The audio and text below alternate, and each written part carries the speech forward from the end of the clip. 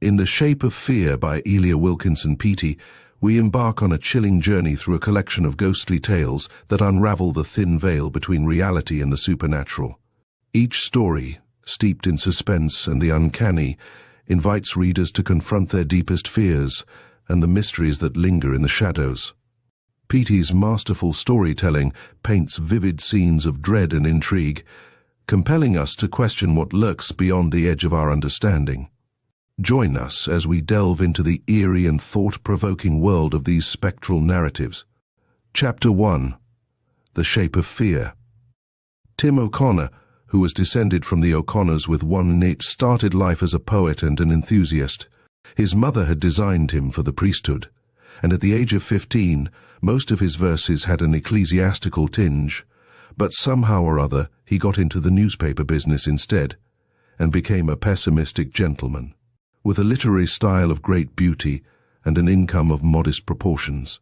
He fell in with men who talked of art for art's sake, though what right they had to speak of art at all nobody knew, and little by little his view of life and love became more or less profane. He met a woman who sucked his heart's blood, and he knew it and made no protest. Nay, to the great amusement of the fellows who talked of art for art's sake, he went the length of marrying her. He could not in decency explain that he had the traditions of fine gentlemen behind him, and so had to do as he did, because his friends might not have understood. He laughed at the days when he had thought of the priesthood, blushed when he ran across any of those tender and exquisite old verses he had written in his youth, and became addicted to absinthe and other less peculiar drinks, and to gaming a little to escape a madness of ennui. As the years went by, he avoided, with more and more scorn, that part of the world which he denominated Philistine, and consorted only with the fellows who flocked about Jim O'Malley's saloon. He was pleased with solitude, or with these convivial wits, and with not very much else beside. Jim O'Malley was a sort of Irish poem set to inspiring measure. He was, in fact, a Hibernian Maecenas, who knew better than to put bad whiskey before a man of talent, or tell a trite tale in the presence of a wit. The recountal of his disquisitions on politics and other current matters had enabled no less than 3 men to acquire national reputations, and a number of wretches, having gone the way of men who talk of art for art's sake, and dying in foreign lands, or hospitals or asylums, having no one else to be homesick for, had been homesick for Jim O'Malley, and wept for the sound of his voice and the grasp of his hearty hand. When Tim O'Connor turned his back upon most of the things he was born to, and took up with a life which he consistently lived till the unspeakable end, he was unable to get rid of certain peculiarities. For example, in spite of all his debauchery, he continued to look like the beloved apostle. Notwithstanding abject friendships, he wrote limpid and noble English. Purity seemed to dog his heels, no matter how violently he attempted to escape from her. He was never so drunk that he was not an exquisite, and even his creditors, who had become inured to his deceptions, confessed it was a privilege to meet so perfect a gentleman. The creature who held him in bondage, body and soul, actually came to love him for his gentleness, and for some quality which baffled her, and made her ache with a strange longing which she could not define. Not that she ever defined anything, poor little beast. She had skin the color of pale gold, and yellow eyes with brown lights in them, and great plaits of straw-colored hair. About her lips was a fatal and sensuous smile, which, when it got hold of a man's imagination, would not let it go, but held to it, and mocked it till the day of his death. She was the incarnation of the eternal feminine, with all the wifeliness and the maternity left out. She was ancient, yet ever young, and familiar as joy or tears or sin. She took good care of Tim in some ways, fed him well, nursed him back to reason after a period of hard drinking, saw that he put on overshoes when the walks were wet, and looked after his money. She even prized his brain, for she discovered that it was a delicate little machine which produced gold. By association with him and his friends, she learned that a number of apparently useless things had value in the eyes of certain convenient fools. And so she treasured the autographs of distinguished persons who wrote to him autographs which he disdainfully tossed in the wastebasket. She was careful with presentation copies from authors, and she went the length of urging Tim to write a book himself. But at that he balked. "Write a book," he cried to her, his gentle face suddenly white with passion. "Who am I to commit such a profanation?" She didn't know what he meant, but she had a theory that it was dangerous to excite him, and so she sat up till midnight to cook a chop for him when he came home that night.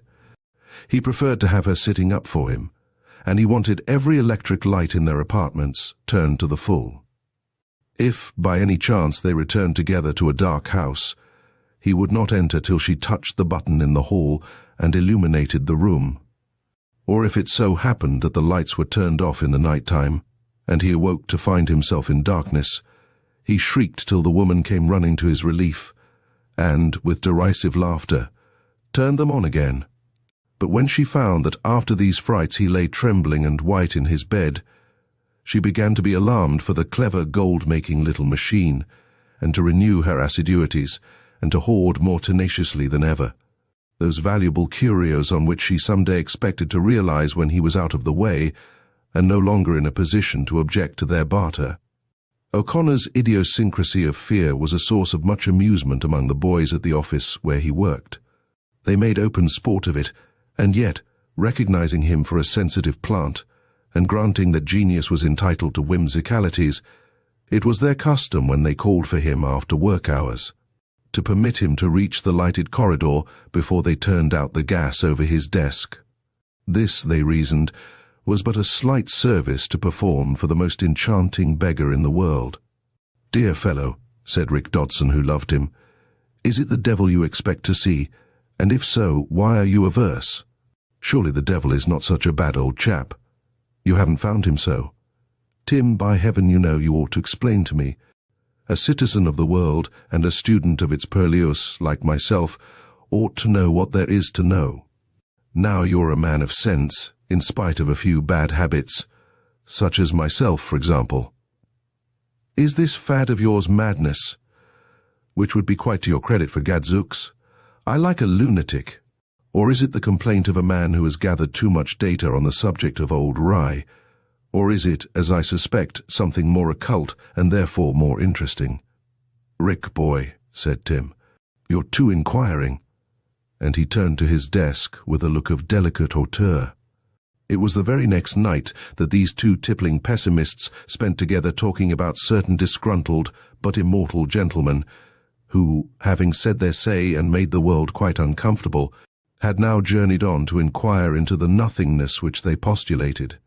The dawn was breaking in the muggy east, the bottles were empty, the cigars burnt out.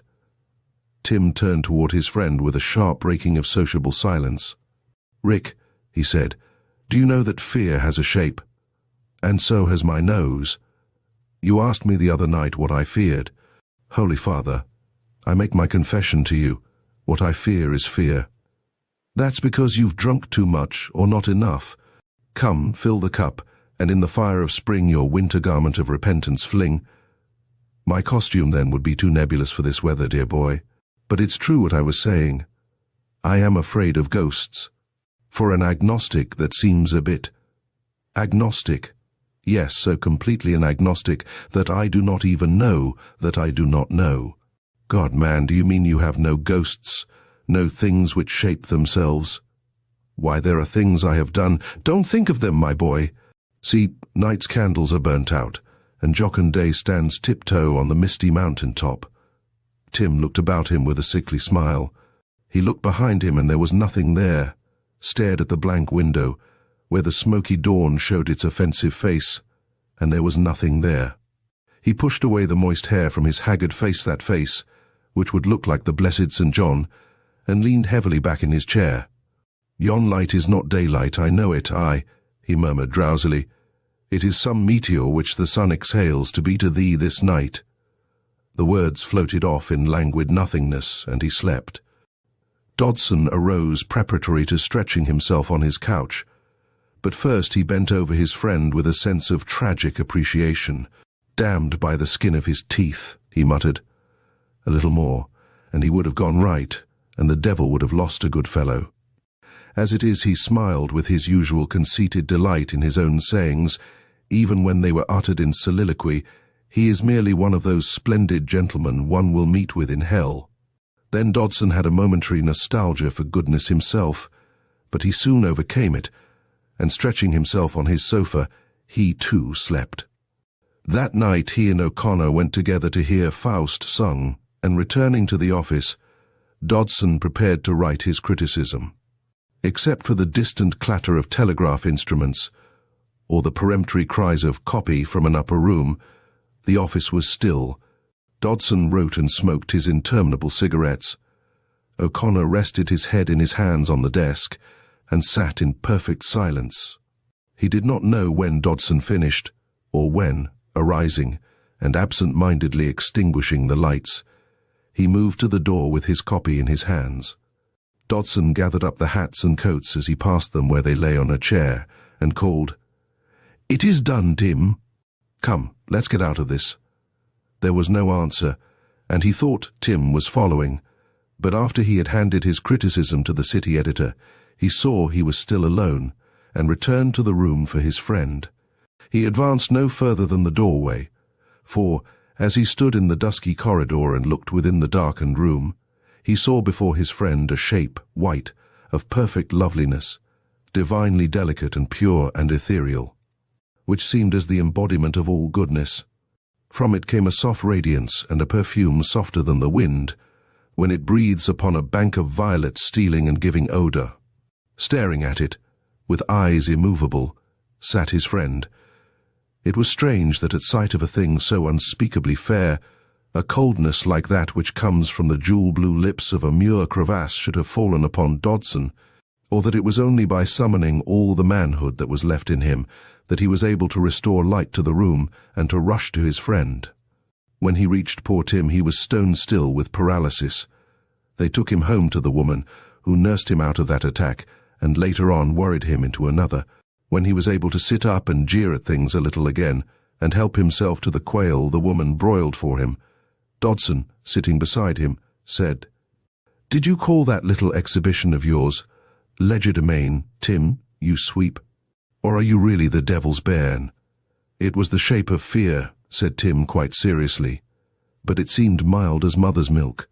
It was compounded of the good I might have done. It is that which I fear." He would explain no more. Later, many months later, he died patiently and sweetly in the madhouse, praying for rest. The little beast with the yellow eyes had high mass celebrated for him, which, all things considered, was almost as pathetic as it was amusing. Dodson was in Vienna when he heard of it. "Sa," cried he, "I wish it wasn't so dark in the tomb. What do you suppose Tim is looking at?" As for Jim O'Malley, he was with difficulty kept from illuminating the grave with electricity. Chapter 2. On the Northern Ice. The winter nights up at Saltstee, Marie, are as white and luminous as the Milky Way. The silence which rests upon the solitude appears to be white also. Even sound has been included in nature's arrestment, for, indeed, save the still white frost, all things seem to be obliterated. The stars have a poignant brightness, but they belong to heaven and not to earth, and between their immeasurable height and the still ice rolls the ebon ether in vast, liquid billows. In such a place it is difficult to believe that the world is actually peopled. It seems as if it might be the dark of the day after Cain killed Abel, and as if all of humanity's remainder was huddled in affright away from the awful spaciousness of creation. The night Ralph Hagedorn started out for Echo Bay bent on a pleasant duty, he laughed to himself and said that he did not at all object to being the only man in the world, so long as the world remained as unspeakably beautiful as it was when he buckled on his skates and shot away into the solitude. He was bent on reaching his best friend in time to act as groomsman, and business had delayed him till time was at its briefest. So he journeyed by night and journeyed alone, and when the tang of the frost got at his blood, he felt as a spirited horse feels when it gets free of bit and bridle. The ice was as glass, his skates were keen, his frame fit, and his venture to his taste. So he laughed, and cut through the air as a sharp stone cleaves the water. He could hear the whistling of the air as he cleft it. As he went on and on in the black stillness, he began to have fancies. He imagined himself enormously tall, a great Viking of the Northland, hastening over icy fjords to his love. And that reminded him that he had a love, though indeed that thought was always present with him as a background for other thoughts. To be sure, he had not told her that she was his love, for he had seen her only a few times, and the auspicious occasion had not yet presented itself. She lived at Echo Bay also, and was to be the maid of honor to his friend's bride, which was one more reason why he skated almost as swiftly as the wind, and why, now and then, he let out a shout of exultation. The one cloud that crossed Hagedorn's son of expectancy was the knowledge that Marie Beaujeu's father had money, and that Marie lived in a house with 2 stories to it, and wore otter skin about her throat and little satin-lined mink boots on her feet when she went sledding. Moreover, in the locket in which she treasured a bit of her dead mother's hair, there was a black pearl as big as a pea. These things made it difficult, perhaps impossible, for Ralph Hagedorn to say more than, "I love you." But that much he meant to say, though he was scourged with chagrin for his temerity. This determination grew upon him as he swept along the ice under the starlight. Venus made a glowing path toward the west, and seemed eager to reassure him. He was sorry he could not skim down that avenue of light which flowed from the love star. But he was forced to turn his back upon it and face the black northeast. It came to him with a shock that he was not alone. His eyelashes were frosted and his eyeballs blurred with the cold, so at first he thought it might be an illusion. But when he had rubbed his eyes hard, he made sure that not very far in front of him was a long white skater in fluttering garments who sped over the ice as fast as ever werewolf went. He called aloud, but there was no answer. He shaped his hands and trumpeted through them, but the silence was as before it was complete.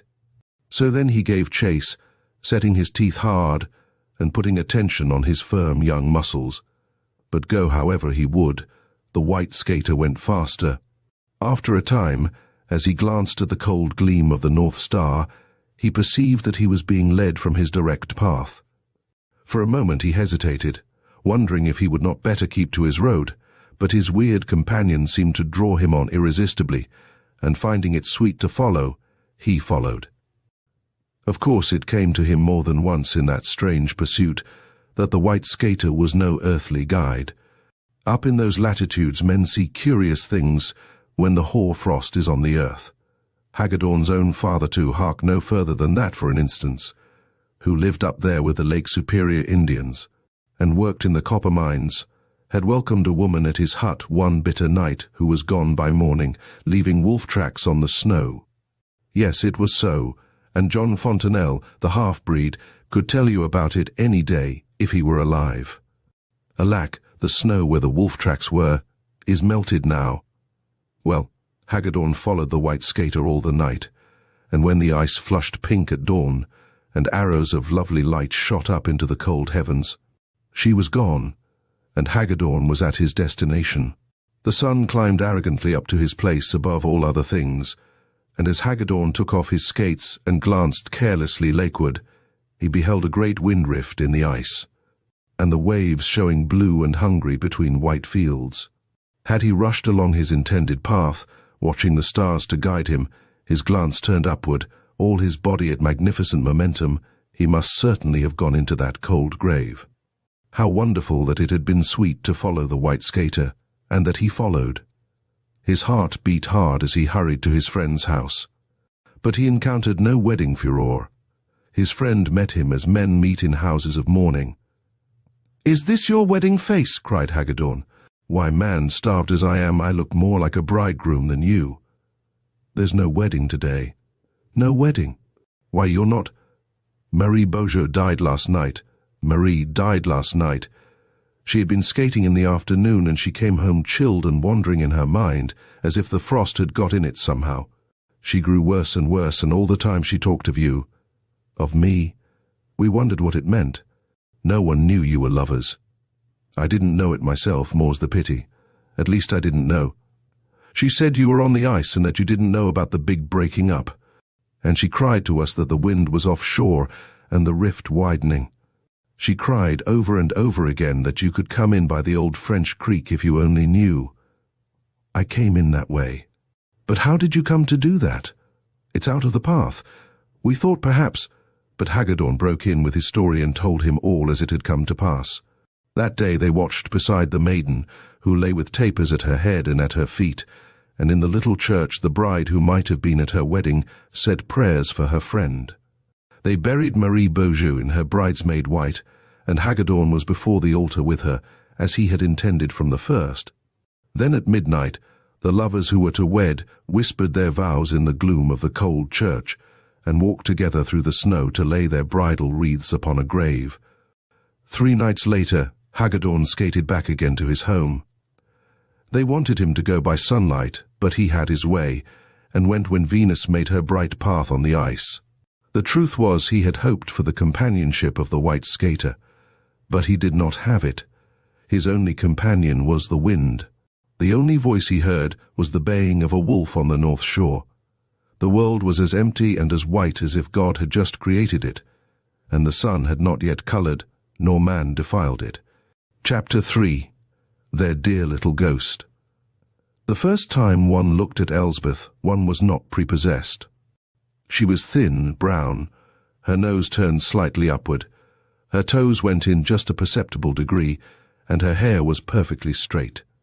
But when one looked longer, one perceived that she was a charming little creature. The straight hair was as fine as silk and hung in funny little braids down her back. There was not a flaw in her soft brown skin, and her mouth was tender and shapely. But her particular charm lay in a look which she habitually had, of seeming to know curious things, such as it is not allotted to ordinary persons to know. One felt tempted to say to her, "What are these beautiful things which you know and of which others are ignorant? What is it you see with those wise and pellucid eyes? Why is it that everybody loves you?" Elsbeth was my little godchild, and I knew her better than I knew any other child in the world. But still I could not truthfully say that I was familiar with her, for to me her spirit was like a fair and fragrant road in the midst of which I might walk in peace and joy, but where I was continually to discover something new. The last time I saw her quite well and strong was over in the woods, where she had gone with her 2 little brothers and her nurse to pass the hottest weeks of summer. I followed her, foolish old creature that I was, just to be near her, for I needed to dwell where the sweet aroma of her life could reach me.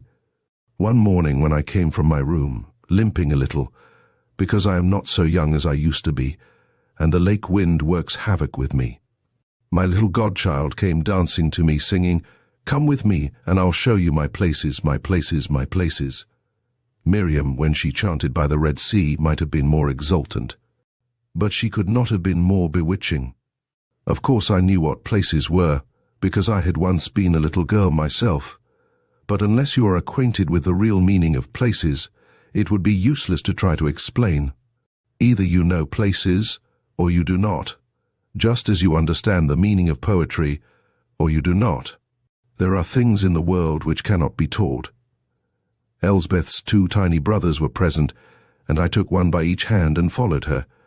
No sooner had we got out of doors in the woods than a sort of mystery fell upon the world and upon us. We were cautioned to move silently, and we did so, avoiding the crunching of dry twigs.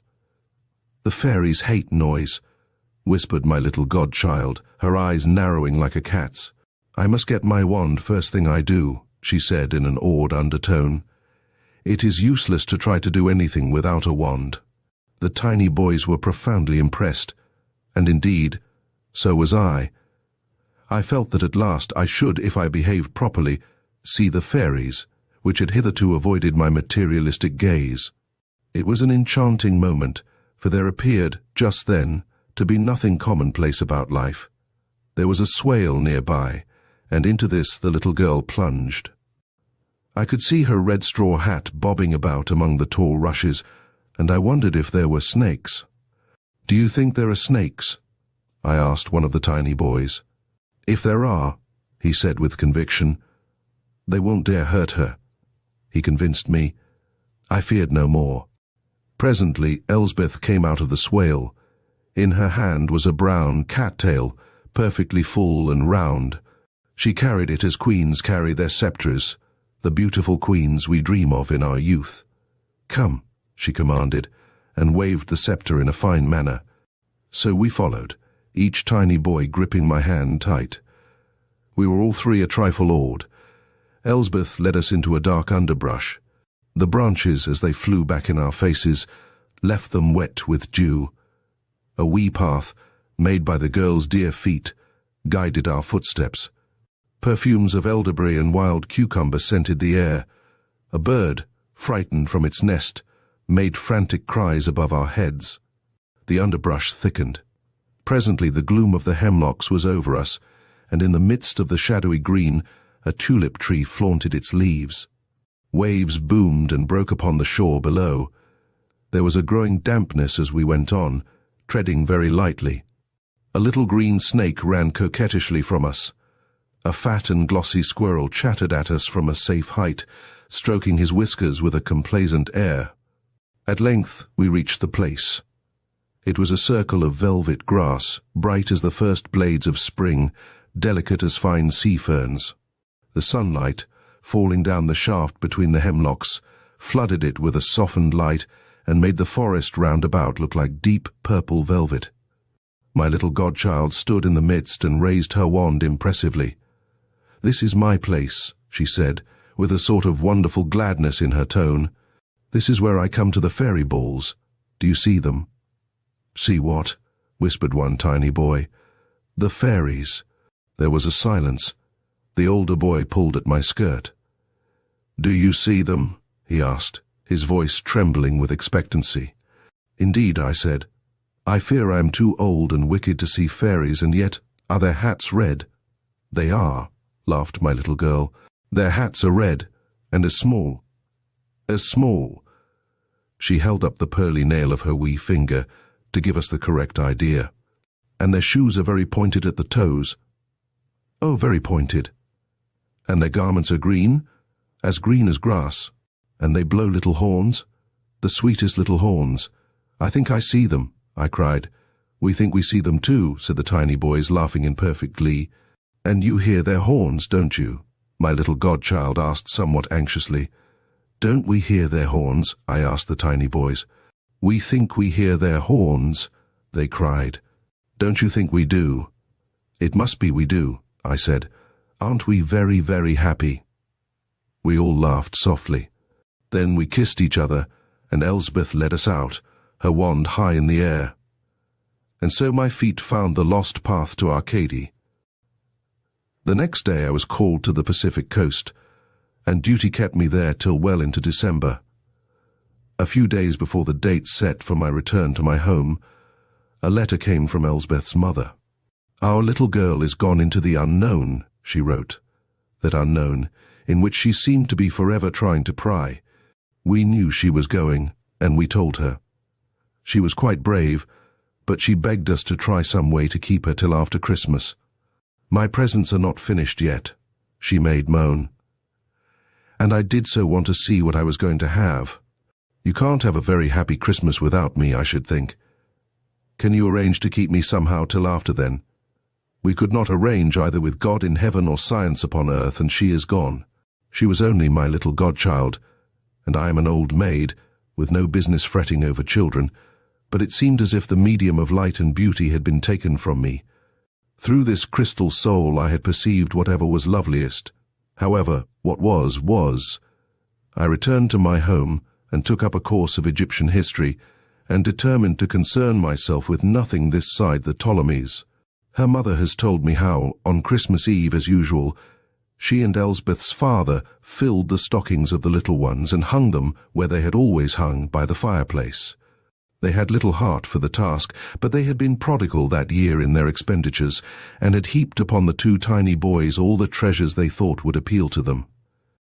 They asked themselves how they could have been so insane previously as to exercise economy at Christmas time, and what they meant by not getting Elsbeth the autoharp she had asked for the year before. "And now," began her father, thinking of harps. But he could not complete this sentence, of course, and the two went on passionately and almost angrily with their task. There were 2 stockings and 2 piles of toys. 2 stockings only, and only 2 piles of toys. 2 is very little. They went away and left the darkened room, and after a time they slept, after a long time. Perhaps that was about the time the tiny boys awoke, and putting on their little dressing gowns and bed slippers, made a dash for the room where the Christmas things were always placed. The older one carried a candle which gave out a feeble light. The other followed behind through the silent house. They were very impatient and eager, but when they reached the door of the sitting room they stopped, for they saw that another child was before them. It was a delicate little creature, sitting in her white nightgown, with 2 rumpled funny braids falling down her back, and she seemed to be weeping. As they watched, she arose, and putting out one slender finger as a child does when she counts, she made sure over and over again 3 sad times that there were only 2 stockings and 2 piles of toys, only those and no more. The little figure looked so familiar that the boys started toward it, but just then, putting up her arm and bowing her face in it, as Elsbeth had been used to do when she wept or was offended, the little thing glided away and went out. That's what the boys said. It went out as a candle goes out. They ran and woke their parents with the tale, and all the house was searched in a wonderment and disbelief and hope and tumult, but nothing was found. For nights they watched, but there was only the silent house, only the empty rooms. They told the boys they must have been mistaken, but the boys shook their heads. "We know our Elsbeth," said they. It was our Elsbeth crying, 'cause she hadn't no stocking and no toys, and we would have given her all ours, only she went out, just went out. Alack! The next Christmas I helped with the little festival. It was none of my affair, but I asked to help, and they let me. And when we were all through, there were 3 stockings and 3 piles of toys. And in the largest one was all the things that I could think of that my dear child would love. I locked the boys' chamber that night, and I slept on the divan in the parlour off the sitting room. I slept but little, and the night was very still, so windless and white, and still that I think I must have heard the slightest noise. Yet I heard none. Had I been in my grave, I think my ears would not have remained more unsaluted. Yet when daylight came and I went to unlock the boys' bedchamber door, I saw that the stocking and all the treasures which I had bought for my little godchild were gone. There was not a vestige of them remaining. Of course we told the boys nothing. As for me, after dinner I went home and buried myself once more in my history, and so interested was I that midnight came without my knowing it. I should not have looked up at all, I suppose, to become aware of the time, had it not been for a faint, sweet sound, as of a child striking a stringed instrument. It was so delicate and remote that I hardly heard it, but so joyous and tender that I could not but listen, and when I heard it a second time it seemed as if I caught the echo of a child's laugh. At first I was puzzled. Then I remembered the little auto-harp I had placed among the other things in that pile of vanished toys. I said aloud, "Farewell, dear little ghost. Go rest. Rest in joy, dear little ghost. Farewell, farewell." That was years ago, but there has been silence since. Elsbeth was always an obedient little thing. Chapter 4. A Spectral Collie. William Percy Cecil happened to be a younger son, so he left home, which was England, and went to Kansas to ranch it. Thousands of younger sons do the same, only their destination is not invariably Kansas. An agent at Wichita picked out Cecil's farm for him and sent the deeds over to England before Cecil left. He said there was a house on the place.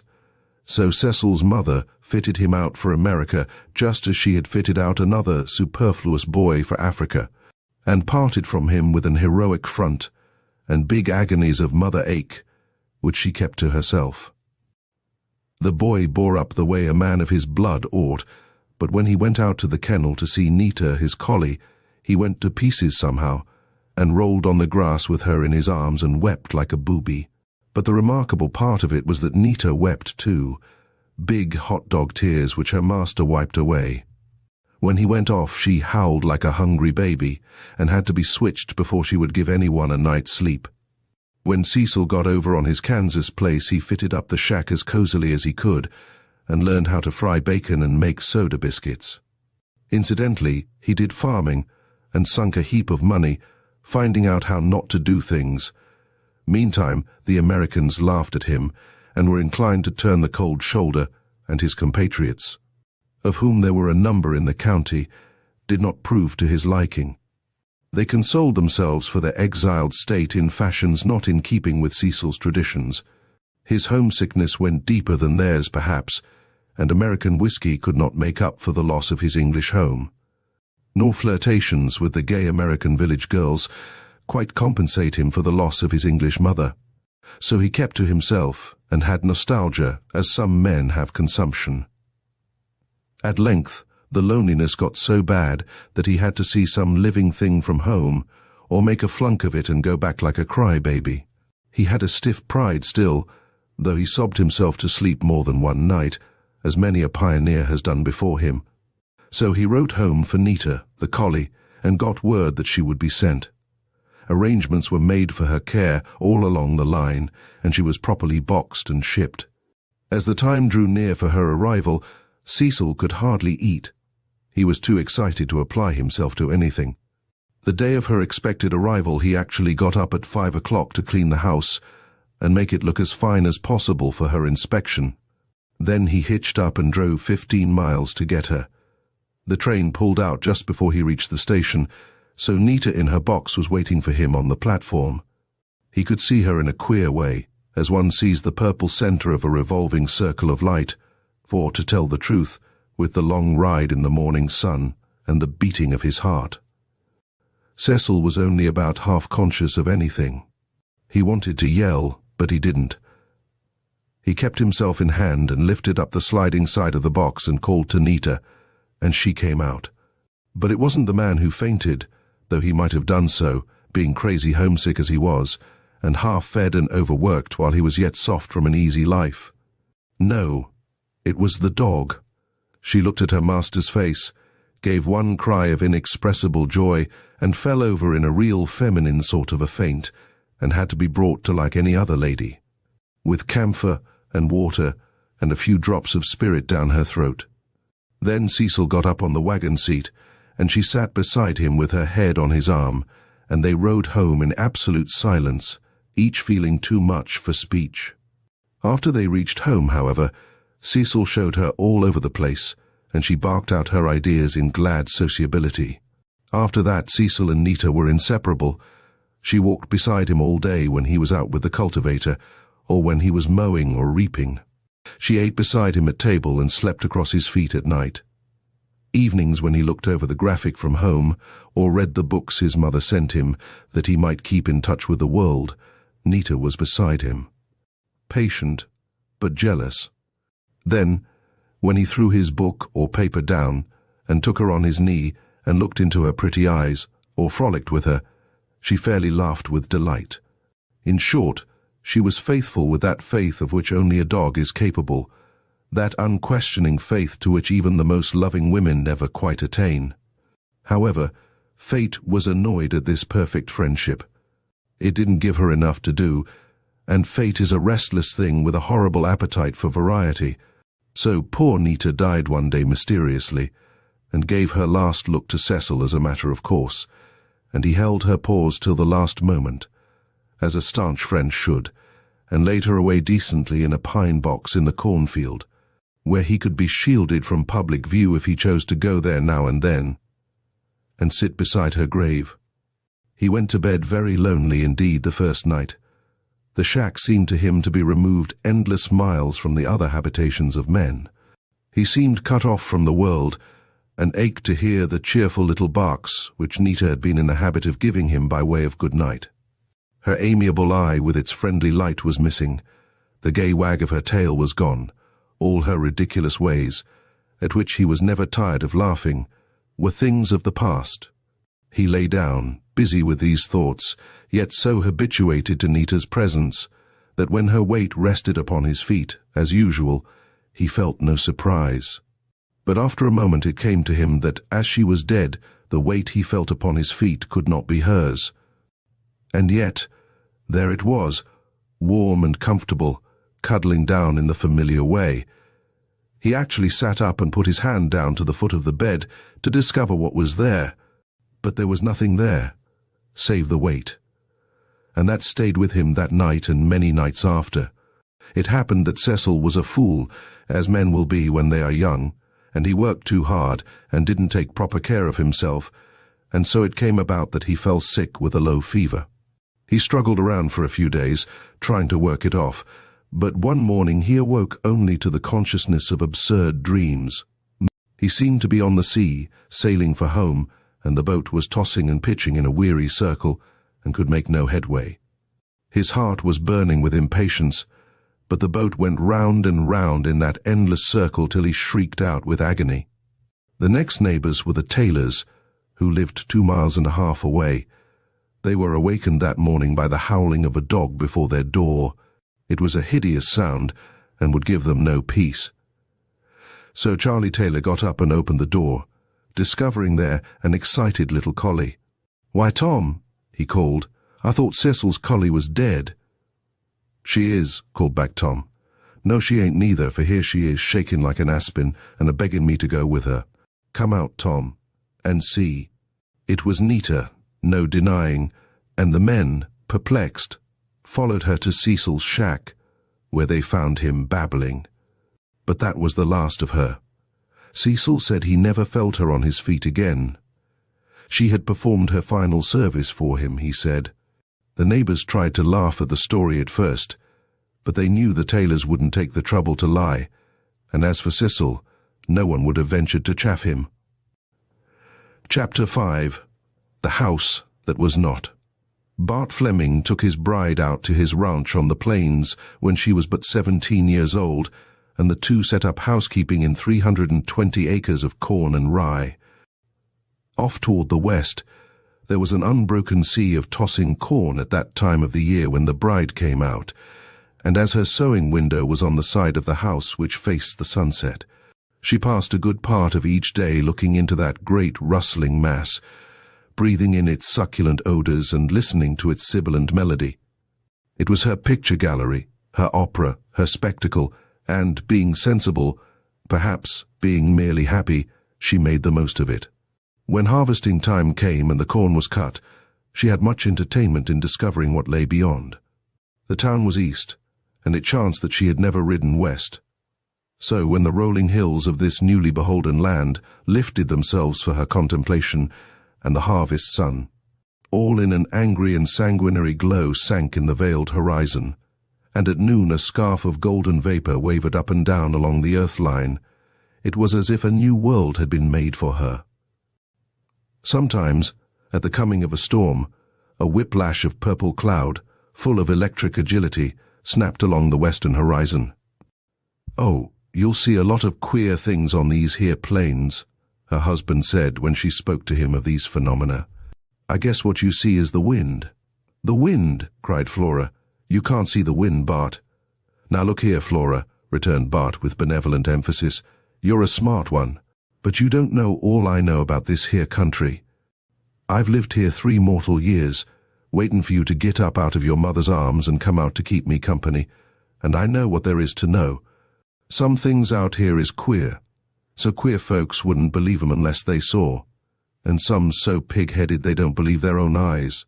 As for the wind, if you lay down flat and squint toward the west, you can see it blowing along near the ground, like a big ribbon. And sometimes it's the color of air, and sometimes it's silver and gold, and sometimes when a storm is coming, it's purple. If you got so tired looking at the wind, why didn't you marry some other girl, Bart, instead of waiting for me?" Flora was more interested in the first part of Bart's speech than in the last. "Oh, come on," protested Bart, and he picked her up in his arms and jumped her toward the ceiling of the low shack, as if she were a little girl. But then, to be sure, she wasn't much more. Of all the things Flora saw when the corn was cut down, nothing interested her so much as a low cottage, something like her own, which lay away in the distance. She could not guess how far it might be, because distances are deceiving out there, where the altitude is high and the air is as clear as one of those mystic balls of glass in which the sallow mystics of India see the moving shadows of the future. She had not known there were neighbours so near, and she wondered for several days about them before she ventured to say anything to Bart on the subject. Indeed, for some reason which she did not attempt to explain to herself, she felt shy about broaching the matter. Perhaps Bart did not want her to know the people. The thought came to her, as naughty thoughts will come, even to the best of persons, that some handsome young men might be bucking it out there by themselves. And Bart didn't wish her to make their acquaintance. Bart had flattered her so much that she had actually begun to think herself beautiful, though as a matter of fact she was only a nice little girl with a lot of reddish-brown hair, and a bright pair of reddish-brown eyes and a white face. "Bart," she ventured one evening, as the sun, at its fiercest, rushed toward the great black hollow of the west, "who lives over there in that shack?" She turned away from the window where she had been looking at the incarnadine disk, and she thought she saw Bart turn pale. But then her eyes were so blurred with the glory she had been gazing at that she might easily have been mistaken. "I say, Bart, why don't you speak?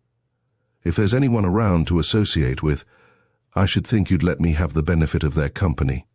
It isn't as funny as you think, staying here alone days and days." "You ain't getting homesick, be you, sweetheart?" cried Bart, putting his arms around her. "You ain't getting tired of my society, be ye?" It took some time to answer this question in a satisfactory manner, but at length Flora was able to return to her original topic. "But the shack, Bart. Who lives there anyway?" "I'm not acquainted with them," said Bart sharply. "Ain't them biscuits done, Flora?" Then of course she grew obstinate. "Those biscuits will never be done, Bart, till I know about that house, and why you never spoke of it, and why nobody ever comes down the road from there. Someone lives there, I know, for in the mornings and at night I see the smoke coming out of the chimney." "Do you now?" cried Bart, opening his eyes and looking at her with unfeigned interest. "Well, do you know, sometimes I fancied I seen that too." "Well, why not?" cried Flora in half anger. "Why shouldn't you? See here, Flora, take them biscuits out and listen to me. There ain't no house there. Hello. I didn't know you'd go for to drop the biscuits. Wait, I'll help you pick 'em up. By cracky, they're hot, ain't they? What you putting a towel over 'em for? Well, you set down here on my knee so. Now you look over at that there house. You see it, don't ye?" "Well, it ain't there. No, I saw it the first week I was out here. I was just as half dying, thinking of you and wondering why you didn't write. That was the time you was mad at me. So I rode over there one day, looking up company, so to speak, and there wasn't no house there. I spent all one Sunday looking for it. Then I spoke to Jim Geary about it. He laughed and got a little white about the gills, and he said he guessed I'd have to look a good while before I found it. He said that their shack was an old joke. Why, what? Well, this here is the story he told me. He said a man and his wife come out here to live and put up that there little place. And she was young, you know, and kinda scary, and she got lonesome. It worked on her, and one day she up and killed the baby and her husband and herself. The folks found 'em and buried 'em right there on their own ground. Well, about 2 weeks after that, the house was burned down. Don't know how. Tramps, maybe. Anyhow, it burned. At least I guess it burned." "You guess it burned? Well, it ain't there, you know. But if it burned, the ashes are there." "All right, girlie, they're there then. Now let's have tea." This they proceeded to do, and were happy and cheerful all evening. But that didn't keep Flora from rising at the first flush of dawn and stealing out of the house. She looked away over west as she went to the barn, and there, dark and firm against the horizon, stood the little house against the pellucid sky of morning. She got on Ginger's back, Ginger being her own yellow bronco, and set off at a hard pace for the house. It didn't appear to come any nearer, but the objects which had seemed to be beside it came closer into view, and Flora pressed on, with her mind steeled for anything. But as she approached the poplar windbreak which stood to the north of the house, the little shack waned like a shadow before her. It faded and dimmed before her eyes. She slapped Ginger's flanks and kept him going, and she at last got him up to the spot. But there was nothing there. The bunch grass grew tall and rank, and in the midst of it lay a baby's shoe. Flora thought of picking it up, but something cold in her veins withheld her. Then she grew angry, and set Ginger's head toward the place, and tried to drive him over it. But the yellow broncho gave one snort of fear, gathered himself in a bunch, and then, all tense, leaping muscles, made for home as only a broncho can. Chapter 6. Story of an Obstinate Corpse. Virgil Hoyt is a photographer's assistant up at St. Paul and enjoys his work without being consumed by it. He has been in search of the picturesque all over the west and hundreds of miles to the north, in Canada, and can speak 3 or 4 Indian dialects and put a canoe through the rapids. That is to say, he is a man of adventure and no dreamer. He can fight well and shoot better, and swim so as to put up a winning race with the Indian boys. And he can sit in the saddle all day and not worry about it tomorrow. Wherever he goes, he carries a camera. The world, Hoyt is in the habit of saying to those who sit with him when he smokes his pipe, was created in 6 days to be photographed. Man, and particularly woman, was made for the same purpose. Clouds are not made to give moisture nor trees to cast shade. They have been created in order to give the camera obscura something to do. In short, Virgil Hoyt's view of the world is whimsical, and he likes to be bothered neither with the disagreeable nor the mysterious. That is the reason he loathes and detests going to a house of mourning to photograph a corpse. The bad taste of it offends him, but above all he doesn't like the necessity of shouldering, even for a few moments, a part of the burden of sorrow which belongs to someone else. He dislikes sorrow, and would willingly canoe 500 miles up the cold Canadian rivers to get rid of it. Nevertheless, as assistant photographer, it is often his duty to do this very kind of thing.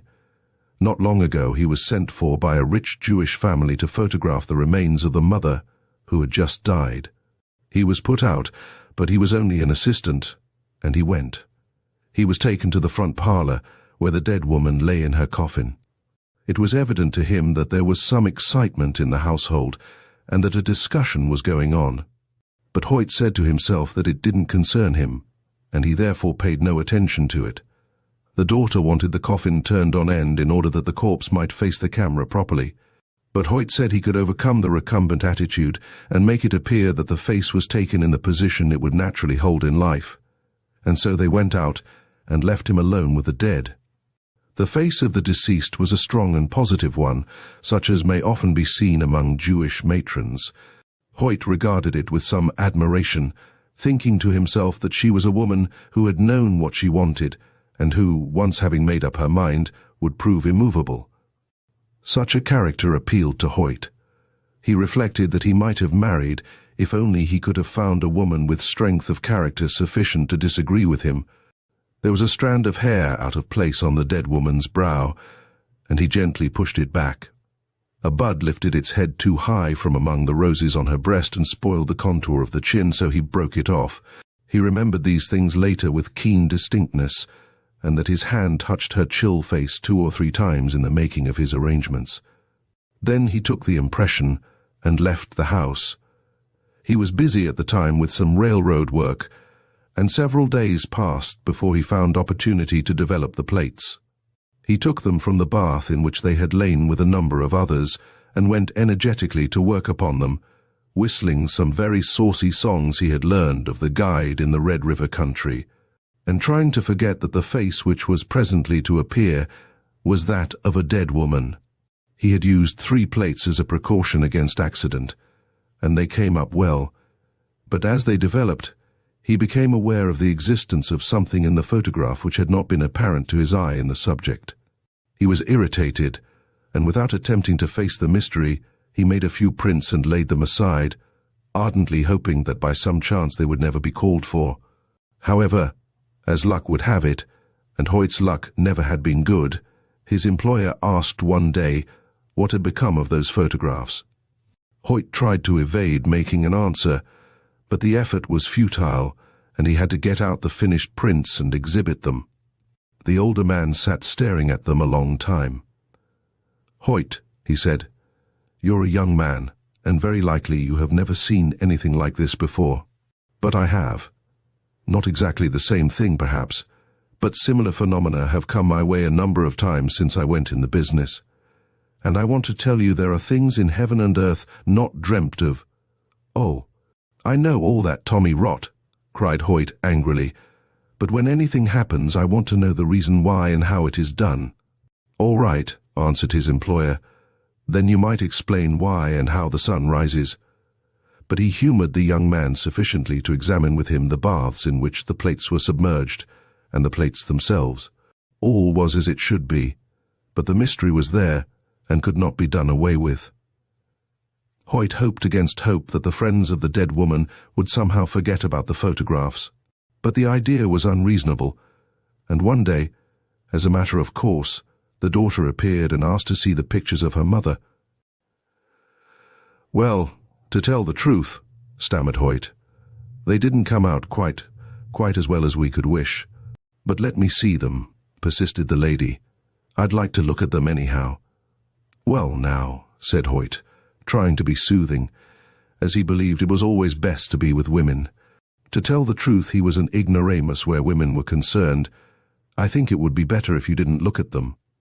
There are reasons why." He ambled on like this, stupid man that he was, till the lady naturally insisted upon seeing the pictures without a moment's delay, so poor Hoyt brought them out and placed them in her hand, and then ran for the water pitcher, and had to be at the bother of bathing her forehead to keep her from fainting. For what the lady saw was this: over face and flowers and the head of the coffin fell a thick veil, the edges of which touched the floor in some places. It covered the features so well that not a hint of them was visible. "There was nothing over Mother's face," cried the lady at length. "Not a thing," acquiesced Hoyt. "I know, because I had occasion to touch her face just before I took the picture. I put some of her hair back from her brow." "What does it mean, then?" asked the lady. "You know better than I. There is no explanation in science. Perhaps there is some in psychology." "Well," said the young woman, stammering a little and colouring, "Mother was a good woman, but she always wanted her own way, and she always had it too." "Yes." "And she never would have her picture taken. She didn't admire her own appearance. She said no one should ever see a picture of her." "So," said Hoyt meditatively. "Well, she's kept her word, hasn't she?" The two stood looking at the photographs for a time. Then Hoyt pointed to the open blaze in the grate. "Throw them in," he commanded. "Don't let your father see them. Don't keep them yourself. They wouldn't be agreeable things to keep." "That's true enough," admitted the lady, and she threw them in the fire. Then Virgil Hoyt brought out the plates and broke them before her eyes. And that was the end of it, except that Hoyt sometimes tells the story to those who sit beside him when his pipe is lighted. Chapter 7. A Child of the Rain. It was the night that Mona Meeks, the dressmaker, told him she didn't love him. He couldn't believe it at first, because he had so long been accustomed to the idea that she did, and no matter how rough the weather or how irascible the passengers, he felt a song in his heart as he punched transfers, and rang his bell punch, and signaled the driver when to let people off and on. Now, suddenly, with no reason except a woman's, she had changed her mind. He dropped in to see her at 5 o'clock, just before time for the night shift, and to give her 2 red apples he had been saving for her. She looked at the apples as if they were invisible and she could not see them, and standing in her disorderly little dressmaking parlour, with its cuttings and scraps and litter of fabrics, she said, "It is no use, John. I shall have to work here like this all my life, work here alone. For I don't love you, John. No, I don't. I thought I did, but it is a mistake." "You mean it?" asked John, bringing up the words in a great gasp. "Yes," she said, white and trembling, and putting out her hands as if to beg for his mercy. And then big, lumbering fool. He turned around and strode down the stairs, and stood at the corner in the beating rain waiting for his car. It came along at length, spluttering on the wet rails and spitting out blue fire, and he took his shift after a gruff good night to Johnson, the man he relieved. He was glad the rain was bitter cold and drove in his face fiercely. He rejoiced at the cruelty of the wind, and when it hustled pedestrians before it, lashing them, twisting their clothes and threatening their equilibrium, he felt amused. He was pleased at the chill in his bones and at the hunger that tortured him. At least, at first he thought it was hunger, till he remembered that he had just eaten. The hours passed confusedly. He had no consciousness of time.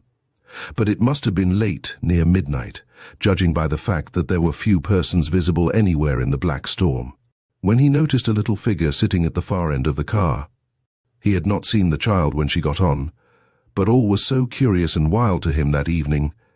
He himself seemed to himself the most curious and the wildest of all things, that it was not surprising that he should not have observed the little creature. She was wrapped in a coat, so much too large that it had become frayed at the bottom from dragging on the pavement. Her hair hung in unkempt stringiness about her bent shoulders, and her feet were covered with old arctics, many sizes too big, from which the soles hung loose. Beside the little figure was a chest of dark wood, with curiously wrought hasps. From this depended a stout strap by which it could be carried over the shoulders. John Billings stared in, fascinated by the poor little thing, with its head sadly drooping upon its breast, its thin blue hands relaxed upon its lap, and its whole attitude so suggestive of hunger, loneliness, and fatigue, that he made up his mind he would collect no fare from it. "It will need its nickel for breakfast," he said to himself. "The company can stand this for once. Or, come to think of it, I might celebrate my hard luck. Here's to the brotherhood of failures." And he took a nickel from one pocket of his great coat and dropped it in another, ringing his bell punch to record the transfer. The car plunged along in the darkness, and the rain beat more viciously than ever in his face. The night was full of the rushing sound of the storm. Owing to some change of temperature, the glass of the car became obscured, so that the young conductor could no longer see the little figure distinctly, and he grew anxious about the child. "I wonder if it's all right," he said to himself. "I never saw living creatures sit so still." He opened the car door, intending to speak with the child, but just then something went wrong with the lights. There was a blue and green flickering, then darkness, a sudden halting of the car, and a great sweep of wind and rain in at the door. When, after a moment, light and motion reasserted themselves, and Billings had got the door together, he turned to look at the little passenger. But the car was empty. It was a fact. There was no child there, not even moisture on the seat where she had been sitting. "Bill," said he, going to the front door and addressing the driver, "what became of that little kid in the old cloak?" "I didn't see no kid," said Bill crossly. "For Gord's sake, close the door, John, and get that draft off my back." "Draft?" said John indignantly. "Where's the draft?" "You've left the hind door open," growled Bill, and John saw him shivering as a blast struck him and ruffled the fur on his bearskin coat. But the door was not open, and yet John had to admit to himself that the car seemed filled with wind and a strange coldness. However, it didn't matter. Nothing mattered. Still, it was as well, no doubt, to look under the seats just to make sure no little crouching figure was there, and so he did. But there was nothing. In fact, John said to himself, he seemed to be getting expert in finding nothing where there ought to be something. He might have stayed in the car, for there was no likelihood of more passengers that evening, but somehow he preferred going out where the rain could drench him and the wind pommel him. How horribly tired he was.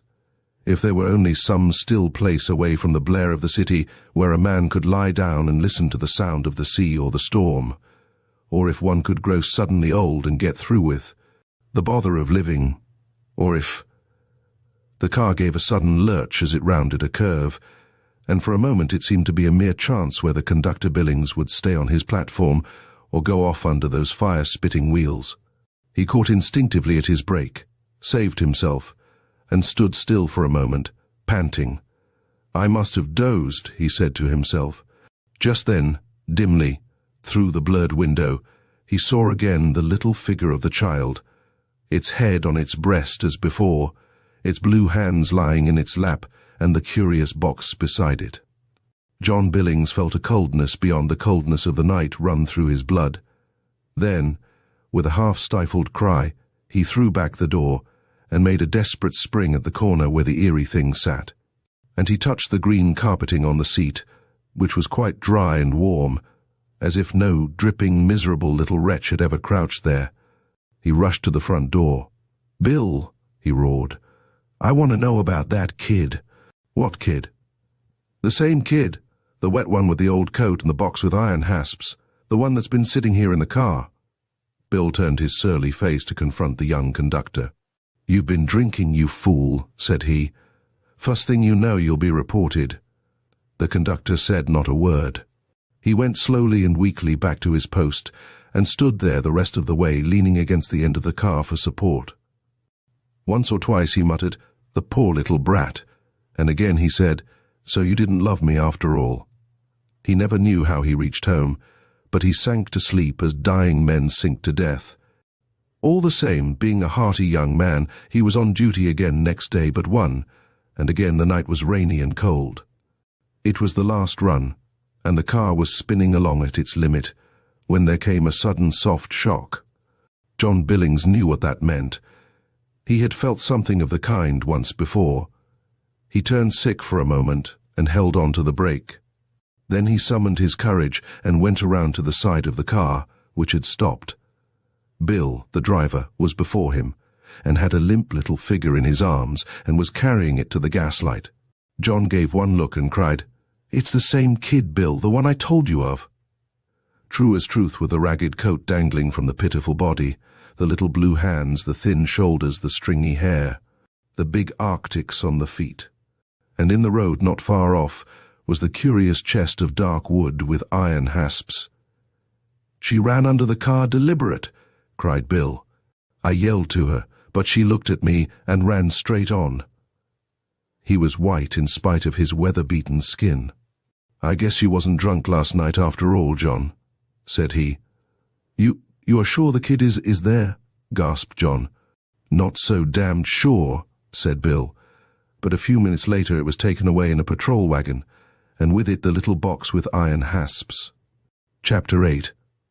The Room of the Evil Thought. They called it the Room of the Evil Thought. It was really the pleasantest room in the house, and when the place had been used as the rectory, was the minister's study. It looked out on a mournful clump of larches, such as may often be seen in the old-fashioned yards in Michigan, and these threw a tender gloom over the apartment. There was a wide fireplace in the room, and it had been the young minister's habit to sit there hours and hours, staring ahead of him at the fire and smoking moodily. The replenishing of the fire and of his pipe, it was said, would afford him occupation all the day long, and that was how it came about that his parochial duties were neglected, so that, little by little, the people became dissatisfied with him, though he was an eloquent young man who could send his congregation away drunk on his influence. However, the calmer pulsed among his parish began to whisper that it was indeed the influence of the young minister, and not that of the Holy Ghost which they felt. And it was finally decided that neither animal magnetism nor hypnotism were good substitutes for religion. And so they let him go. The new rector moved into a smart brick house on the other side of the church, and gave receptions and dinner parties, and was punctilious about making his calls. The people therefore liked him very much, so much that they raised the debt on the church and bought a chime of bells in their enthusiasm. Every one was lighter of heart than under the ministration of the previous rector. A burden appeared to be lifted from the community. True, there were a few who confessed the new man did not give them the food for thought which the old one had done, but then the former rector had made them uncomfortable. He had not only made them conscious of the sins of which they were already guilty, but also of those for which they had the latent capacity. A strange and fatal man, whom women loved to their sorrow and whom simple men could not understand. It was generally agreed that the parish was well rid of him. "He was a genius," said the people in commiseration. The word was an uncomplimentary epithet with them. When the Hanscombs moved in the house which had been the old rectory, they gave Grandma Hanscomb the room with the fireplace. Grandma was well pleased. The roaring fire warmed her heart as well as her chill old body, and she wept with weak joy when she looked at the larches, because they reminded her of the house she had lived in when she was first married. All the forenoon of the first day she was busy putting things away in bureau drawers and closets, but by afternoon she was ready to sit down in her high-backed rocker and enjoy the comforts of her room. She nodded a bit before the fire, as she usually did after luncheon, and then she awoke with an awful start and sat staring before her, with such a look in her gentle, filmy old eyes as had never been there before. She did not move, except to rock slightly, and the thought grew and grew till her face was disguised as by some hideous mask of tragedy. By and by the children came pounding at the door. "Oh, Grandma, let us in, please. We want to see your new room, and Mama gave us some ginger cookies on a plate, and we want to give some to you." The door gave way under their assaults, and the three little ones stood peeping in, waiting for permission to enter. But it did not seem to be their grandma, their own dear grandma, who arose and tottered toward them in fierce haste, crying, "Away, away! Out of my sight before I do the thing I want to do. Such a terrible thing. Send someone to me quick, children, children. Send someone quick." They fled with feet shod with fear, and their mother came, and Grandma Hanscom sank down and clung about her skirts and sobbed, "Tie me, Miranda. Make me fast to the bed or the wall. Get someone to watch me, for I want to do an awful thing." They put the trembling old creature in bed, and she raved there all the night long and cried out to be held, and to be kept from doing the fearful thing, whatever it was, for she never said what it was. The next morning, someone suggested taking her in the sitting room where she would be with the family. So they laid her on the sofa, hemmed around with cushions, and before long she was her quiet self again, though exhausted, naturally, with the tumult of the previous night. Now and then, as the children played about her, a shadow crept over her face, a shadow as of cold remembrance, and then the perplexed tears followed. When she seemed as well as ever, they put her back in her room. But though the fire glowed and the lamp burned, as soon as ever she was alone, they heard her shrill cries ringing to them that the evil thought had come again. So Hal, who was home from college, carried her up to his room, which she seemed to like very well. Then he went down to have a smoke before Grandma's fire. The next morning he was absent from breakfast. They thought he might have gone for an early walk, and waited for him a few minutes. Then his sister went to the room that looked upon the larches, and found him dressed and pacing the floor with a face set and stern. He had not been in bed at all, as she saw at once. His eyes were bloodshot, his face stricken as if with old age or sin but she could not make it out. When he saw her, he sank in a chair and covered his face with his hands, and between the trembling fingers she could see drops of perspiration on his forehead. "Hal," she cried, "Hal, what is it?" But for answer he threw his arms about the little table and clung to it, and looked at her with tortured eyes, in which she fancied she saw a gleam of hate. She ran, screaming, from the room, and her father came and went up to him and laid his hands on the boy's shoulders. And then a fearful thing happened. All the family saw it. There could be no mistake. Hal's hands found their way with frantic eagerness toward his father's throat, as if they would choke him. And the look in his eyes was so like a madman's that his father raised his fist and felled him as he used to fell men years before in the college fights, and then dragged him into the sitting room and wept over him. By evening, however, Hal was all right, and the family said it must have been a fever, perhaps from overstudy, at which Hal covertly smiled. But his father was still too anxious about him to let him out of his sight, so he put him on a cot in his room, and thus it chanced that the mother and Grace concluded to sleep together downstairs.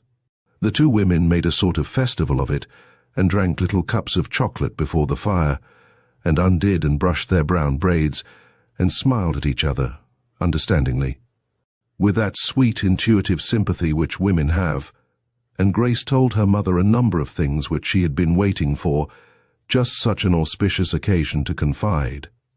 But the larches were noisy and cried out with wild voices, and the flame of the fire grew blue and swirled about in the draught sinuously, so that a chill crept upon the two. Something cold appeared to envelop them, such a chill as pleasure voyagers feel when a berg steals beyond Newfoundland and glows blue and threatening upon their ocean path. Then came something else which was not cold, but hot as the flames of hell, and they saw red, and stared at each other with maddened eyes, and then ran together from the room, and clasped in close embrace safe beyond the fatal place, and thanked God they had not done the thing that they dared not speak of, the thing which suddenly came to them to do. So they called it the room of the evil thought. They could not account for it. They avoided the thought of it, being healthy and happy folk, but none entered it more. The door was locked. One day, Hal, reading the paper, came across a paragraph concerning the young minister who had once lived there, and who had thought and written there, and so influenced the lives of those about him that they remembered him even while they disapproved. "He cut a man's throat on board ship for Australia," said he, "and then he cut his own without fatal effect and jumped overboard, and so ended it. What a strange thing!" Then they all looked at one another with subtle looks, and a shadow fell upon them and stayed the blood at their hearts. The next week the room of the evil thought was pulled down to make way for a pansy bed, which is quite gay and innocent, and blooms all the better because the larches, with their eternal murmuring, have been laid low and carted away to the sawmill. Chapter 9. Story of the Vanishing Patient. There had always been strange stories about the house, but it was a sensible, comfortable sort of a neighborhood, and people took pains to say to one another that there was nothing in these tales. Of course not. Absolutely nothing. How could there be? It was a matter of common remark, however, that considering the amount of money the Nethertons had spent on the place, it was curious they lived there so little. They were nearly always away up north in the summer, and down south in the winter, and over to Paris or London now and then, and when they did come home it was only to entertain a number of guests from the city. The place was either plunged in gloom or gaiety. The old gardener who kept house by himself in the cottage at the back of the yard had things much his own way by far the greater part of the time. Dr. Block and his wife lived next door to the Nethertons, and he and his wife, who were so absurd as to be very happy in each other's company, had the benefit of the beautiful yard. They walked there mornings when the leaves were silvered with dew, and evenings they sat beside the lily pond and listened for the whip-poor will. The doctor's wife moved her room over to that side of the house, which commanded a view of the yard, and thus made the honeysuckles and laurel and clematis and all the masses of tossing greenery her own. Sitting there day after day with her sewing, she speculated about the mystery which hung impalpably yet undeniably over the house. It happened one night when she and her husband had gone to their room, and were congratulating themselves on the fact that he had no very sick patients and was likely to enjoy a good night's rest, that a ring came at the door. "If it's anyone wanting you to leave home," warned his wife, "you must tell them you are all worn out. You've been disturbed every night this week and it's too much." The young physician went downstairs. At the door stood a man whom he had never seen before. "My wife is lying very ill next door," said the stranger, "so ill that I fear she will not live till morning. Will you please come to her at once?" "Next door," cried the physician. "I didn't know the Nethertons were home." "Please hasten," begged the man. "I must go back to her." "Follow as quickly as you can." The doctor went back upstairs to complete his toilet. "How absurd," protested his wife when she heard the story. "There is no one at the Nethertons. I sit where I can see the front door, and no one can enter without my knowing it, and I have been sewing by the window all day. If there were anyone in the house, the gardener would have the porch lantern lighted. It is some plot. Someone has designs on you. You must not go." But he went. As he left the room, his wife placed a revolver in his pocket. The great porch of the mansion was dark, but the physician made out that the door was open, and he entered. A feeble light came from the bronze lamp at the turn of the stairs, and by it he found his way, his feet sinking noiselessly in the rich carpets. At the head of the stairs the man met him. The doctor thought himself a tall man, but the stranger topped him by half a head. He motioned the physician to follow him, and the two went down the hall to the front room. The place was flushed with a rose-colored glow from several lamps. On a silken couch, in the midst of pillows, lay a woman dying with consumption. She was like a lily, white, shapely, graceful, with feeble yet charming movements. She looked at the doctor appealingly, then, seeing in his eyes the involuntary verdict that her hour was at hand, she turned toward her companion with a glance of anguish. Dr. Block asked a few questions. The man answered them, the woman remaining silent. The physician administered something stimulating, and then wrote a prescription which he placed on the mantel shelf. "The drug store is closed tonight," he said, "and I fear the druggist has gone home. You can have the prescription filled the first thing in the morning, and I will be over before breakfast." After that, there was no reason why he should not have gone home. Yet, oddly enough, he preferred to stay. Nor was it professional anxiety that prompted this delay. He longed to watch those mysterious persons who, almost oblivious of his presence, were speaking their mortal farewells in their glances, which were impassioned and of unutterable sadness. He sat as if fascinated. He watched the glitter of rings on the woman's long white hands. He noted the waving of light hair about her temples. He observed the details of her gown of soft white silk which fell about her in voluminous folds. Now and then, the man gave her of the stimulant which the doctor had provided. Sometimes he bathed her face with water. Once he paced the floor for a moment till a motion of her hand quieted him. After a time, feeling that it would be more sensible and considerate of him to leave, the doctor made his way home. His wife was awake, impatient to hear of his experiences. She listened to his tale in silence, and when he had finished, she turned her face to the wall and made no comment. "You seem to be ill, my dear," he said. "You have a chill. You are shivering." "I have no chill," she replied sharply. "But you may leave the light burning." The next morning before breakfast, the doctor crossed the dewy sward to the Netherton house. The front door was locked, and no one answered to his repeated ringings. The old gardener chanced to be cutting the grass near at hand, and he came running up. "What you ringing that doorbell for, doctor?" said he. "The folks ain't come home yet. There ain't nobody there." "Yes, there is, Jim. I was called here last night. A man came for me to attend his wife. They must both have fallen asleep that the bell is not answered. I wouldn't be surprised to find her dead, as a matter of fact. She was a desperately sick woman. Perhaps she is dead and something has happened to him. You have the key to the door, Jim. Let me in." But the old man was shaking in every limb, and refused to do as he was bid. "Don't you never go in there, doctor," whispered he, with chattering teeth. "Don't you go for to tend no one. You just come tell me when you sent for that way." "No, I ain't going in, doctor, nohow. It ain't part of my duties to go in.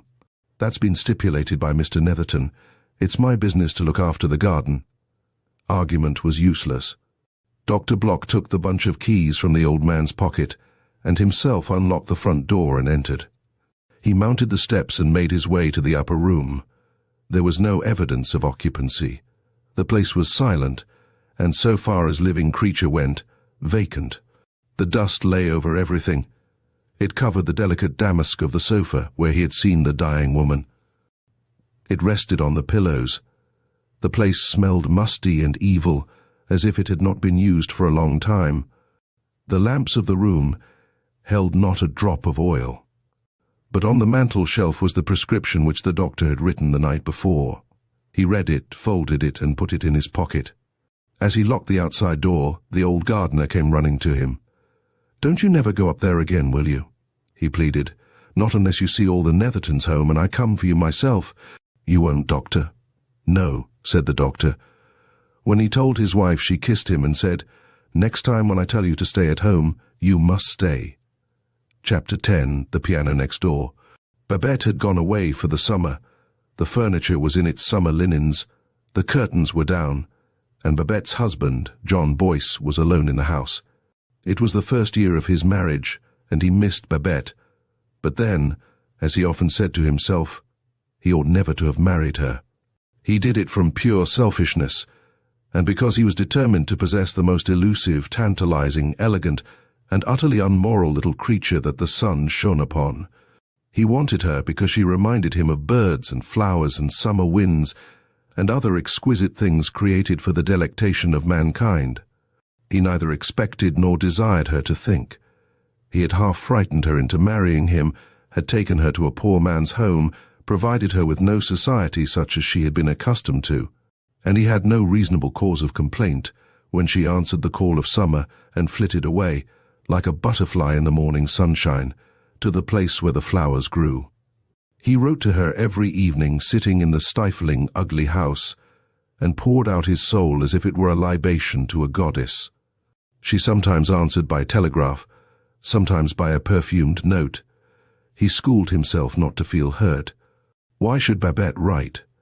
Does a goldfinch indite epistles, or a humming bird study composition, or a glancing red-scaled fish in summer shallows consider the meaning of words?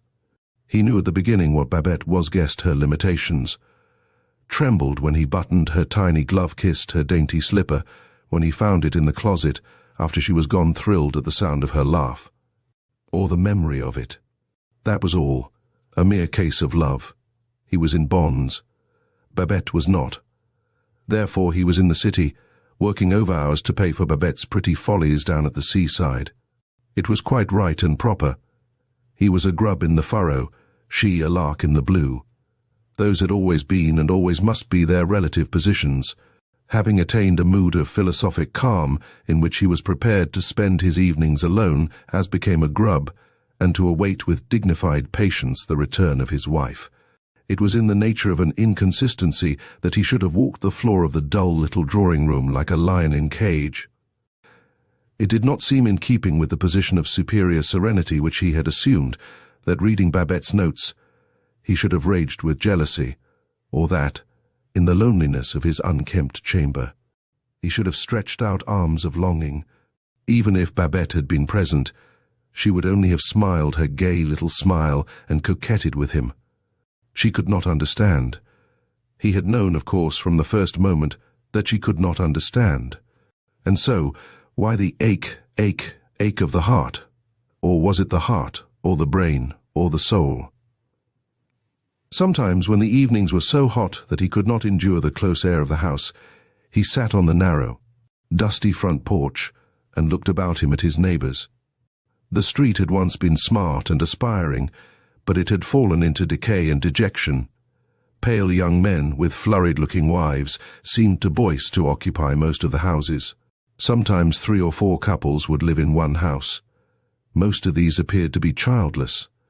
The women made a pretense at fashionable dressing, and wore their hair elaborately in fashions which somehow suggested boarding houses to Boyce, though he could not have told why.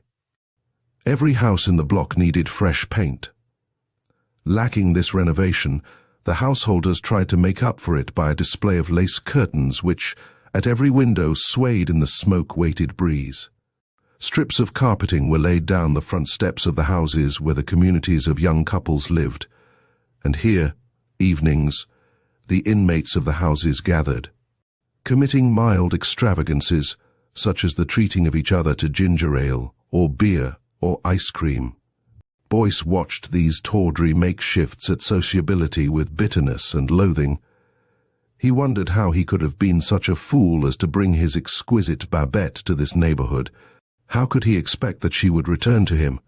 It was not reasonable. He ought to go down on his knees with gratitude that she even condescended to write him. Sitting one night till late, so late that the fashionable young wives with their husbands had retired from the strips of stair carpeting, and raging at the loneliness which ate at his heart like a cancer, he heard, softly creeping through the windows of the house adjoining his own, the sound of comfortable melody.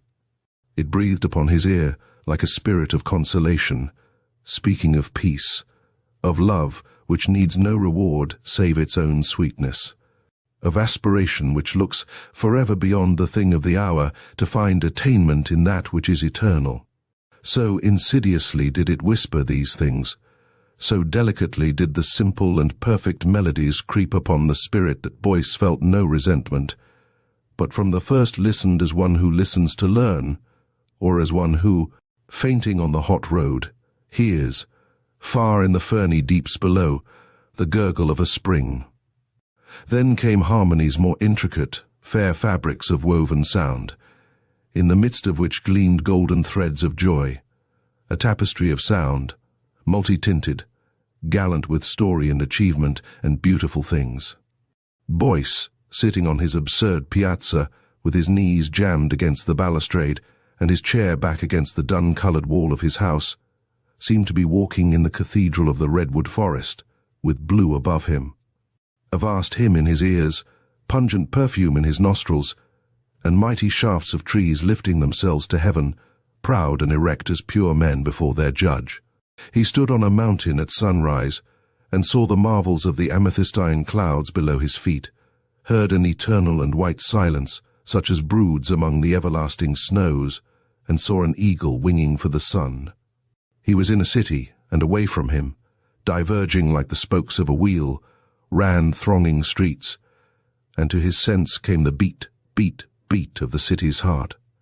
He saw the golden alchemy of a chosen race, saw greed transmitted to progress, saw that which had enslaved men work at last to their liberation, heard the roar of mighty mills, and on the streets all the peoples of earth walking with common purpose, in fealty and understanding. And then, from the swelling of this concourse of great sounds, came a diminuendo, calm as philosophy, and from that, nothingness. Boyce sat still for a long time, listening to the echoes which this music had awakened in his soul. He retired, at length, content, but determined that upon the morrow he would watch, the day being Sunday, for the musician who had so moved and taught him. He arose early, therefore, and having prepared his own simple breakfast of fruit and coffee, took his station by the window to watch for the man. For he felt convinced that the exposition he had heard was that of a masculine mind. The long, hot hours of the morning went by, but the front door of the house next to his did not open. "These artists sleep late," he complained. Still he watched. He was too much afraid of losing him to go out for dinner. By 3 in the afternoon he had grown impatient. He went to the house next door and rang the bell. There was no response. He thundered another appeal. An old woman with a cloth about her head answered the door. She was very deaf, and Boyce had difficulty in making himself understood. "The family is in the country," was all she would say. "The family will not be home till September." "But there is someone living here," shouted Boyce. "I live here," she said with dignity, putting back a wisp of dirty grey hair behind her ear. "It is my house. I sublet to the family." "What family?" But the old creature was not communicative. "The family that lives here," she said. "Then who plays the piano in this house?" roared Boyce. "Do you?" He thought a shade of pallor showed itself on her ash-coloured cheeks, yet she smiled a little at the idea of her playing. "There is no piano," she said, and she put an enigmatical emphasis to the words. "Nonsense!" cried Boyce indignantly. "I heard a piano being played in this very house for hours last night." "You may enter," said the old woman, with an accent more vicious than hospitable. Boyce almost burst into the drawing-room. It was a dusty and forbidding place, with ugly furniture and gaudy walls. No piano nor any other musical instrument stood in it. The intruder turned an angry and baffled face to the old woman, who was smiling with ill-concealed exultation. "I shall see the other rooms," he announced. The old woman did not appear to be surprised at his impertinence. "As you please," she said. So, with the hobbling creature, with her bandaged head for a guide, he explored every room of the house, which being identical with his own, he could do without fear of leaving any apartment unentered. But no piano did he find. "Explain," roared Boyce at length, turning upon the leering old hag beside him. "Explain, for surely I heard music more beautiful than I can tell." "I know nothing," she said, "but it is true I once had a lodger who rented the front room, and that he played upon the piano. I am poor at hearing, but he must have played well, for all the neighbours used to come in front of the house to listen, and sometimes they applauded him and sometimes they were still. I could tell by watching their hands. Sometimes little children came and danced, other times young men and women came and listened. But the young man died. The neighbours were angry. They came to look at him and said he had starved to death. It was no fault of mine. I sold his piano to pay his funeral expenses, and it took every cent to pay for them too, I'd have you know. But since then, sometimes, still, it must be nonsense, for I never heard it. Folks say that he plays the piano in my room. It has kept me out of the letting of it more than once. But the family doesn't seem to mind, the family that lives here, you know. They will be back in September. Yes. Boyce left her nodding her thanks at what he had placed in her hand, and went home to write it all to Babette, who would laugh so merrily when she read it. Chapter 11. An Astral Onion. When Tig Braddock came to Nora Finnegan, he was red-headed and freckled, and, truth to tell, he remained with these features to the end of his life, a life prolonged by a lucky, if somewhat improbable, incident, as you shall hear. Tig had shuffled off his parents as saurians, of some sorts, do their skins, during the temporary absence from home of his mother, who was at the Bridewell, and the more extended vacation of his father, who, like Villon, loved the open road and the life of it. Tig, who was not a well-domesticated animal, wandered away. The Humane Society never heard of him, the neighbours did not miss him, and the law took no cognizance of this detached citizen, this lost Pleiad. Tig would have sunk into that melancholy which is attendant upon hunger, the only form of despair which babyhood knows, if he had not wandered across the path of Nora Finnegan. Now Nora shone with steady brightness in her orbit, and no sooner had Tig entered her atmosphere than he was warmed and comforted. Hunger could not live where Nora was. The basement room where she kept house was redolent with savoury smells, and in the stove in her front room, which was also her bedroom, there was a bright fire glowing when fire was needed. Nora went out washing for a living. But she was not a poor washerwoman, not at all. She was a washerwoman triumphant. She had perfect health, an enormous frame, an abounding enthusiasm for life, and a rich abundance of professional pride. She believed herself to be the best washer of white clothes she had ever had the pleasure of knowing, and the value placed upon her services, and her long connection with certain families with large weekly washings, bore out this estimate of herself, an estimate which she never endeavoured to conceal. Nora had buried 2 husbands without being unduly depressed by the fact. The first husband had been a disappointment, and Nora winked at Providence when an accident in a tunnel carried him off. That is to say, carried the husband off. The second husband was not so much of a disappointment as a surprise. He developed ability of a literary order, and wrote songs which sold and made him a small fortune. Then he ran away with another woman. The woman spent his fortune, drove him to dissipation, and when he was dying he came back to Nora, who received him cordially, attended him to the end, and cheered his last hours by singing his own songs to him. Then she raised a headstone recounting his virtues, which were quite numerous, and refraining from any reference to those peculiarities which had caused him to be such a surprise. Only one actual chagrin had ever nibbled at the sound heart of Nora Finnegan, a cruel chagrin, with long white teeth, such as rodents have. She had never held a child to her breast, nor laughed in its eyes, never bathed the pink form of a little son or daughter, never felt a tugging of tiny hands at her voluminous calico skirts. Nora had burnt many candles before the statue of the Blessed Virgin without remedying this deplorable condition. She had sent up unavailing prayers. She had at times wept hot tears of longing and loneliness. Sometimes in her sleep she dreamed that a wee form, warm and exquisitely soft, was pressed against her firm body, and that a hand with tiniest pink nails crept within her bosom. But as she reached out to snatch this delicious little creature closer, she woke to realize a barren woman's grief, and turned herself in anguish on her lonely pillow. So when Tig came along, accompanied by 2 curs, who had faithfully followed him from his home, and when she learned the details of his story, she took him in, curs and all, and having bathed the 3 of them, made them part and parcel of her home. This was after the demise of the second husband, and at a time when Nora felt that she had done all a woman could be expected to do for Hymen. Tig was a preposterous baby. The curs were preposterous curs. Nora had always been afflicted with a surplus amount of laughter which had difficulty in attaching itself to anything, owing to the lack of the really comic in the surroundings of the poor. But with a red-headed and freckled baby boy and 2 trick dogs in the house, she found a good and sufficient excuse for her hilarity, and would have torn the cave where Echo lies with her mirth. Had that cave not been at such an immeasurable distance from the crowded neighborhood where she lived. At the age of 4, Tig went to free kindergarten, At the age of 6 he was in school and made 3 grades the first year and 2 the next.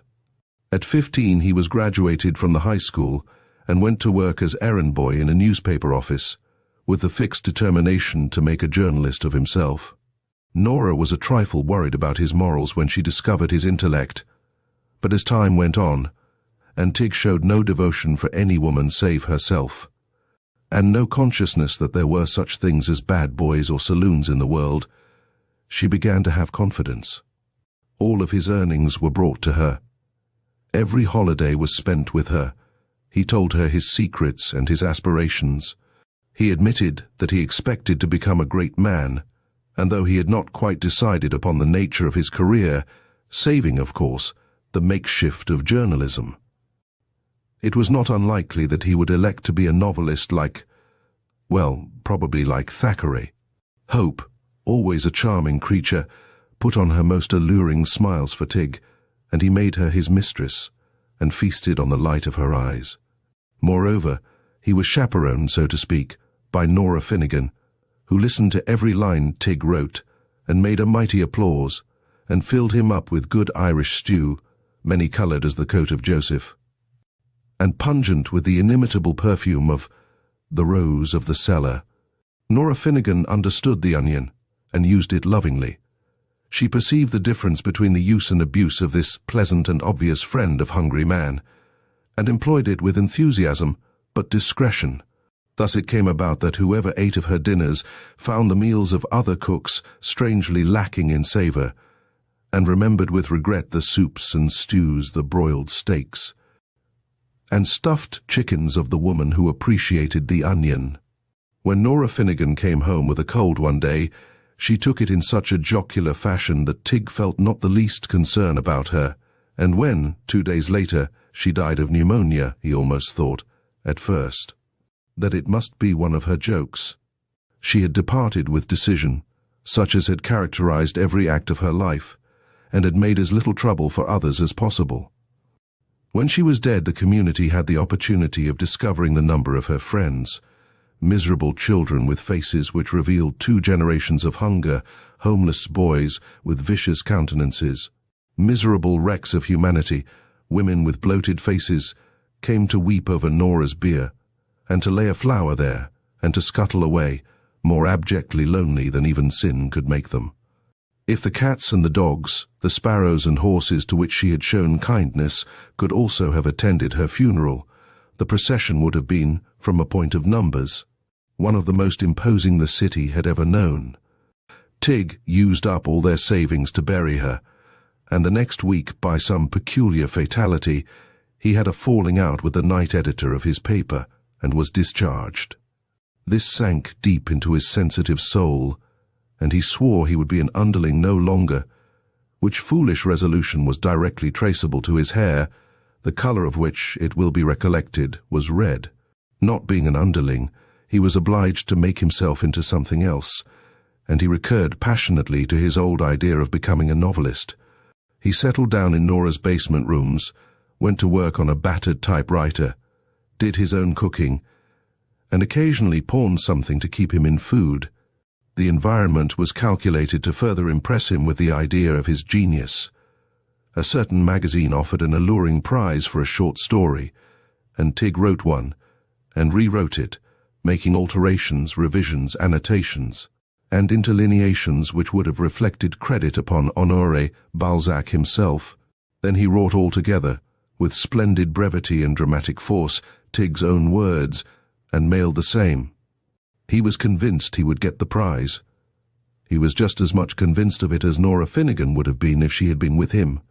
So he went about doing more fiction, taking no especial care of himself, and wrapped in rosy dreams, which, not being warm enough for the weather, permitted him to come down with rheumatic fever. He lay alone in his room and suffered such torments as the condemned and rheumatic know, depending on one of Nora's former friends to come in twice a day and keep up the fire for him. This friend was aged 10, and looked like a sparrow who had been in a cyclone, but somewhere inside his bones was a wit which had spelled out devotion. He found fuel for the cracked stove, somehow or other. He brought it in a dirty sack which he carried on his back, and he kept warmth in Tig's miserable body. Moreover, he found food of a sort cold, horrible bits often, and Tig wept when he saw them, remembering the meals Nora had served him. Tig was getting better, though he was conscious of a weak heart and a lamenting stomach, when, to his amazement, the sparrow ceased to visit him. Not for a moment did Tig suspect desertion. He knew that only something in the nature of an act of providence, as the insurance companies would designate it, could keep the little bundle of bones away from him. As the days went by, he became convinced of it, for no sparrow came, and no coal lay upon the hearth. The basement window fortunately looked toward the south, and the pale April sunshine was beginning to make itself felt, so that the temperature of the room was not unbearable. But Tig languished, sank, day by day, and was kept alive only by the conviction that the letter announcing the award of the $1,000 prize would presently come to him. One night he reached a place where, for hunger and dejection, his mind wandered, and he seemed to be complaining all night to Nora of his woes. When the chill dawn came, with chittering of little birds on the dirty pavement, and an agitation of the scrawny willow pussies, he was not able to lift his hand to his head. The window before his sight was but a glimmering square. He said to himself that the end must be at hand. Yet it was cruel, with fame and fortune so near. If only he had some food, he might summon strength to rally, just for a little while. Impossible that he should die. And yet without food there was no choice. Dreaming so of Nora's dinners, thinking how one spoonful of a stew such as she often compounded would now be his salvation, he became conscious of the presence of a strong perfume in the room. It was so familiar that it seemed like a subconsciousness, yet he found no name for this friendly odor for a bewildered minute or two. Little by little, however, it grew upon him that it was the onion, that fragrant and kindly bulb, which had attained its apotheosis in the cuisine of Nora Finnegan of sacred memory. He opened his languid eyes to see if, mayhap, the plant had not attained some more palpable materialization. Behold, it was so. Before him, in a brown earthen dish, a most familiar dish, was an onion, pearly white, in placid seas of gravy, smoking and delectable. With unexpected strength he raised himself and reached for the dish, which floated before him in a halo made by its own steam. It moved toward him, offered a spoon to his hand, and as he ate he heard about the room the rustle of Nora Finnegan's starched skirts, and now and then a faint echo of her old-time laugh, such an echo as one may find of the sea in the heart of a shell.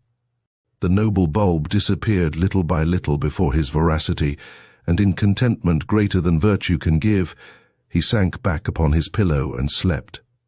2 hours later the postman knocked at the door, and receiving no answer, forced his way in. Tig, half awake, saw him enter with no surprise. He felt no surprise when he put a letter in his hand bearing the name of the magazine to which he had sent his short story. He was not even surprised when, tearing it open with suddenly alert hands, he found within the cheque for the first prize, the cheque he had expected. All that day, as the April sunlight spread itself upon his floor, he felt his strength grow. Late in the afternoon the sparrow came back, paler and more bony than ever, and sank, breathing hard, upon the floor, with his sack of coal. "I've been sick," he said, trying to smile. "Terrible sick, but I come as soon as I could." "Build up the fire," cried Tig in a voice so strong it made the sparrow start as if a stone had struck him. "Build up the fire, and forget you are sick. For by the shade of Nora Finnegan you shall be hungry no more." Chapter 12. From the Loom of the Dead. When Erda Bjarnason tells a tale, all the men stop their talking to listen, for they know her to be wise with the wisdom of the old people, and that she has more learning than can be got even from the great schools at Reykjavik. She is especially prized by them here in this new country where the Iceland men are settled, this America, so new in letters, where the people speak foolishly and write unthinking books. So the men who know that it is given to the mothers of earth to be very wise stop their six-part singing or their jangles about the free thinkers, and give attentive ear when Erda Bjarnason lights her pipe and begins her tale. She is very old. Her daughters and sons are all dead, but her granddaughter, who is most respectable and the cousin of a physician, says that Erda is 24 and 100, and there are others who say that she is older still. She watches all that the Iceland people do in the new land. She knows about the building of the 5 villages on the North Dakota plain, and of the founding of the churches and the schools, and the tilling of the wheat farms. She notes with suspicion the actions of the women who bring home webs of cloth from the store, instead of spinning them as their mothers did before them. And she shakes her head at the wives who run to the village grocery store every fortnight, imitating the wasteful American women who throw butter in the fire faster than it can be turned from the churn. She watches yet other things. All winter long the white snows reach across the gently rolling plains as far as the eye can behold. In the morning she sees them tinted pink at the east.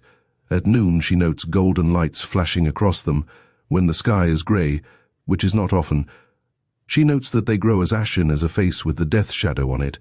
Sometimes they glitter with silver-like tips of ocean waves. But at these things she looks only casually. It is when the blue shadows dance on the snow that she leaves her corner behind the iron stove and stands before the window, resting her 2 hands on the stout bar of her cane, and gazing out across the waste with eyes which age has restored after 4 decades of decrepitude. The young Iceland men say, "Mother, it is the clouds hurrying across the sky that make the dance of the shadows." "There are no clouds," she replies, and points to the jewel-like blue of the arching sky. "It is the drifting air," explains Friedrich Halderson, he who has been in the northern seas. "As the wind buffets the air, it looks blue against the white of the snow. 'Tis the air that makes the dancing shadows."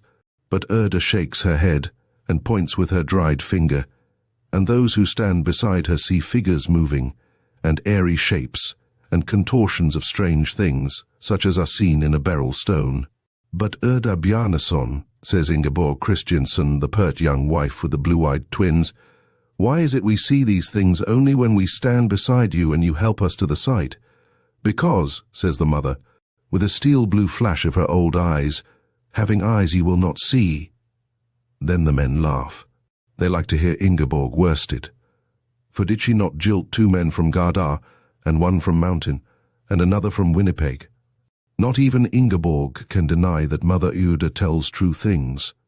"Today," says Erda, standing by the little window and watching the dance of the shadows, "a child breathed thrice on a farm at the west, and then it died." The next week at the church gathering, when all the sledges stopped at the house of Erda's granddaughter, they said it was so that John Christiansen's wife Margaret never heard the voice of her son, but that he breathed thrice in his nurse's arms and died. 3 sledges run over the snow toward Milton, says Erda. All are laden with wheat, and in one is a stranger. He has with him a strange engine, but its purpose I do not know. 6 hours later the drivers of 3 empty sledges stop at the house. "We have been to Milton with wheat," they say, "and Christian Johnson here carried a photographer from St. Paul. Now it stands to reason that the farmers like to amuse themselves through the silent and white winters, and they prefer above all things to talk or to listen, as has been the fashion of their race for 1,000 years. Among all the storytellers there is none like Erda, for she is the daughter and the granddaughter and the great-granddaughter of storytellers. It is given to her to talk, as it is given to John Thorlakson to sing, he who sings so as his sledge flies over the snow at night, that the people come out in the bitter air from their doors to listen, and the dogs put up their noses and howl, not liking music. In the little cabin of Peter Christiansen, the husband of Erda's granddaughter, it sometimes happens that 20 men will gather about the stove. They hang their bearskin coats on the wall, put their fur gauntlets underneath the stove, where they will keep warm, and then stretch their stout, felt-covered legs to the wood fire. The room is fetid. The coffee steams eternally on the stove, and from her chair in the warmest corner, Erda speaks out to the listening men, who shake their heads with joy as they hear the pure old Icelandic flow in sweet rhythm from between her lips. Among the many, many tales she tells is that of the dead weaver, and she tells it in the simplest language in all the world, language so simple that even great scholars could find no simpler, and the children crawling on the floor can understand. John and Loa lived with their father and mother far to the north of the Island of Fire, and when the children looked from their windows they saw only wild scores and jagged lava rocks, and a distant deep gleam of the sea. They caught the shine of the sea through an eye-shaped opening in the rocks, and all the long night of winter it gleamed up at them like the eye of a dead witch. But when it sparkled and began to laugh, the children danced about the hut and sang, for they knew the bright summer time was at hand. Then their father fished, and their mother was gay. But it is true that even in the winter and the darkness they were happy, for they made fishing nets and baskets and cloth together, John and Loa, and their father and mother. And the children were taught to read in the books, and were told the sagas, and given instruction in the part singing. They did not know there was such a thing as sorrow in the world, for no one had ever mentioned it to them. But one day their mother died. Then they had to learn how to keep the fire on the hearth, and to smoke the fish, and make the black coffee. And also they had to learn how to live when there is sorrow at the heart. They wept together at night for lack of their mother's kisses, and in the morning they were loath to rise because they could not see her face. The dead cold eye of the sea watching them from among the lava rocks made them afraid, so they hung a shawl over the window to keep it out. And the house, try as they would, did not look clean and cheerful as it had used to do when their mother sang and worked about it. One day, when a mist rested over the eye of the sea, like that which one beholds on the eyes of the blind, a greater sorrow came to them, for a stepmother crossed the threshold. She looked at John and Loa, and made complaint to their father that they were still very small and not likely to be of much use. After that they had to rise earlier than ever, and to work as only those who have their growth should work, till their hearts cracked for weariness and shame. They had not much to eat, for their stepmother said she would trust to the gratitude of no other woman's child, and that she believed in laying up against old age. So she put the few coins that came to the house in a strong box, and bought little food. Neither did she buy the children clothes, though those which their dear mother had made for them were so worn that the warp stood apart from the woof, and there were holes at the elbows and little warmth to be found in them anywhere. Moreover, the quilts on their beds were too short for their growing length, so that at night either their purple feet or their thin shoulders were uncovered, and they wept for the cold, and in the morning, when they crept into the larger room to build the fire, they were so stiff they could not stand straight, and there was pain at their joints.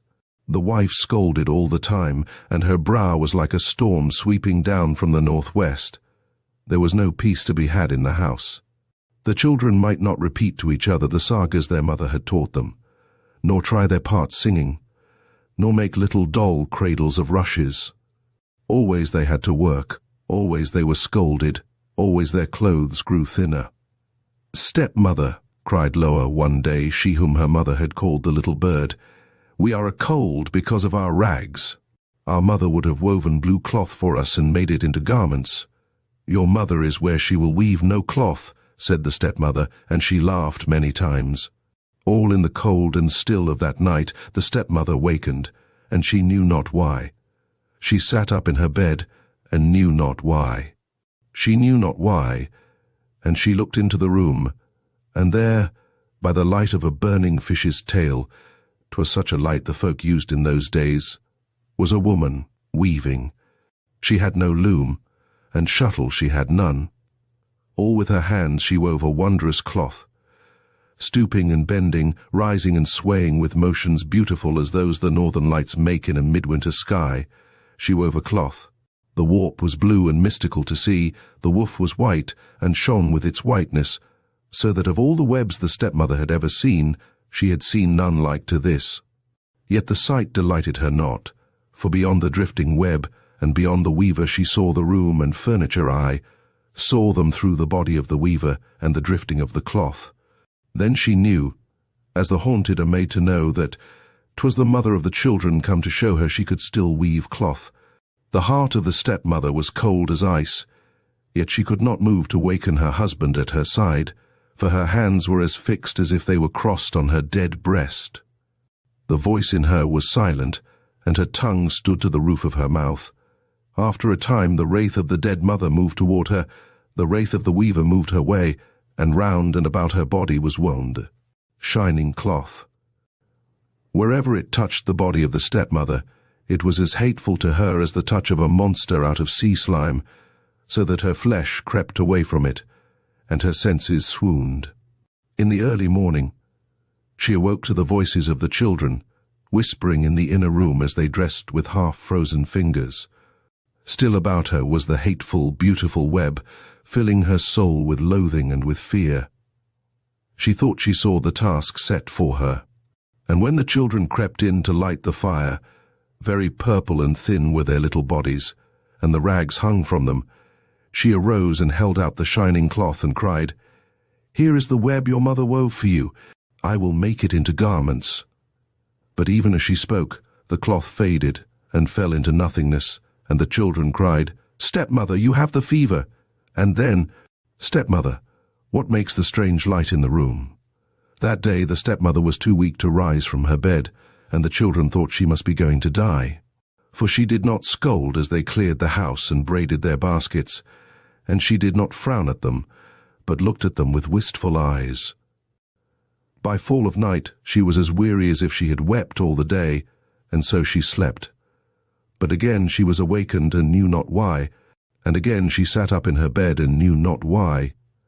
And again, not knowing why, she looked and saw a woman weaving cloth. All that had happened the night before happened this night. Then, when the morning came, and the children crept in shivering from their beds, she arose and dressed herself, and from her strong box she took coins, and bade her husband go with her to the town. So that night a web of cloth, woven by one of the best weavers in all Iceland, was in the house, and on the beds of the children were blankets of lamb's wool, soft to the touch and fair to the eye. After that the children slept warm and were at peace, for now, when they told the sagas their mother had taught them, or tried their part songs as they sat together on their bench, the stepmother was silent, for she feared to chide, lest she should wake at night, not knowing why, and see the mother's wraith. Chapter 13. A Grammatical Ghost. There was only one possible objection to the drawing-room, and that was the occasional presence of Miss Carew, and only one possible objection to Miss Carew, and that was that she was dead. She had been dead 20 years, as a matter of fact and record, and to the last of her life sacredly preserved the treasures and traditions of her family. A family bound up, as it is quite unnecessary to explain to anyone in good society, with all that is most venerable and heroic in the history of the Republic. Miss Carew never relaxed the proverbial hospitality of her house, even when she remained its sole representative. She continued to preside at her table with dignity and state, and to set an example of excessive modesty and gentle decorum to a generation of restless young women. It is not likely that, having lived a life of such irreproachable gentility as this, Miss Carew would have the bad taste to die in any way not pleasant to mention in fastidious society. She could be trusted to the last, not to outrage those friends who quoted her as an exemplar of propriety. She died very unobtrusively of an affection of the heart, one June morning, while trimming her rose trellis, and her lavender-coloured print was not even rumpled when she fell, nor were more than the tips of her little bronze slippers visible. "Isn't it dreadful," said the Philadelphians, "that the property should go to a very, very distant cousin in Iowa or somewhere else on the frontier, about whom nobody knows anything at all?" The Carew treasures were packed in boxes and sent away into the Iowa wilderness. The Carew traditions were preserved by the Historical Society. The Carew property, standing in one of the most umbrageous and aristocratic suburbs of Philadelphia, was rented to all manner of folk, anybody who had money enough to pay the rental, and society entered its doors no more. But at last, after 20 years, and when all save the oldest Philadelphians had forgotten Miss Lydia Carew, the very, very distant cousin appeared. He was quite in the prime of life, and so agreeable and unassuming that nothing could be urged against him save his patronymic, which, being Boggs, did not commend itself to the euphemists. With him were two maiden sisters, ladies of excellent taste and manners, who restored the Carew china to its ancient cabinets and replaced the Carew pictures upon the walls, with additions not out of keeping with the elegance of these heirlooms. Society, with a magnanimity almost dramatic, overlooked the name of Boggs and called. All was well. At least, to an outsider all seemed to be well. But in truth, there was a certain distress in the old mansion, and in the hearts of the well-behaved Mrs. Boggs. It came about most unexpectedly. The sisters had been sitting upstairs, looking out at the beautiful grounds of the old place, and marvelling at the violets, which lifted their heads from every possible cranny about the house, and talking over the cordiality which they had been receiving by those upon whom they had no claim, and they were filled with amiable satisfaction. Life looked attractive. They had often been grateful to Miss Lydia Carew for leaving their brother her fortune. Now they felt even more grateful to her. She had left them a social position, one which even after 20 years of desuetude was fit for use.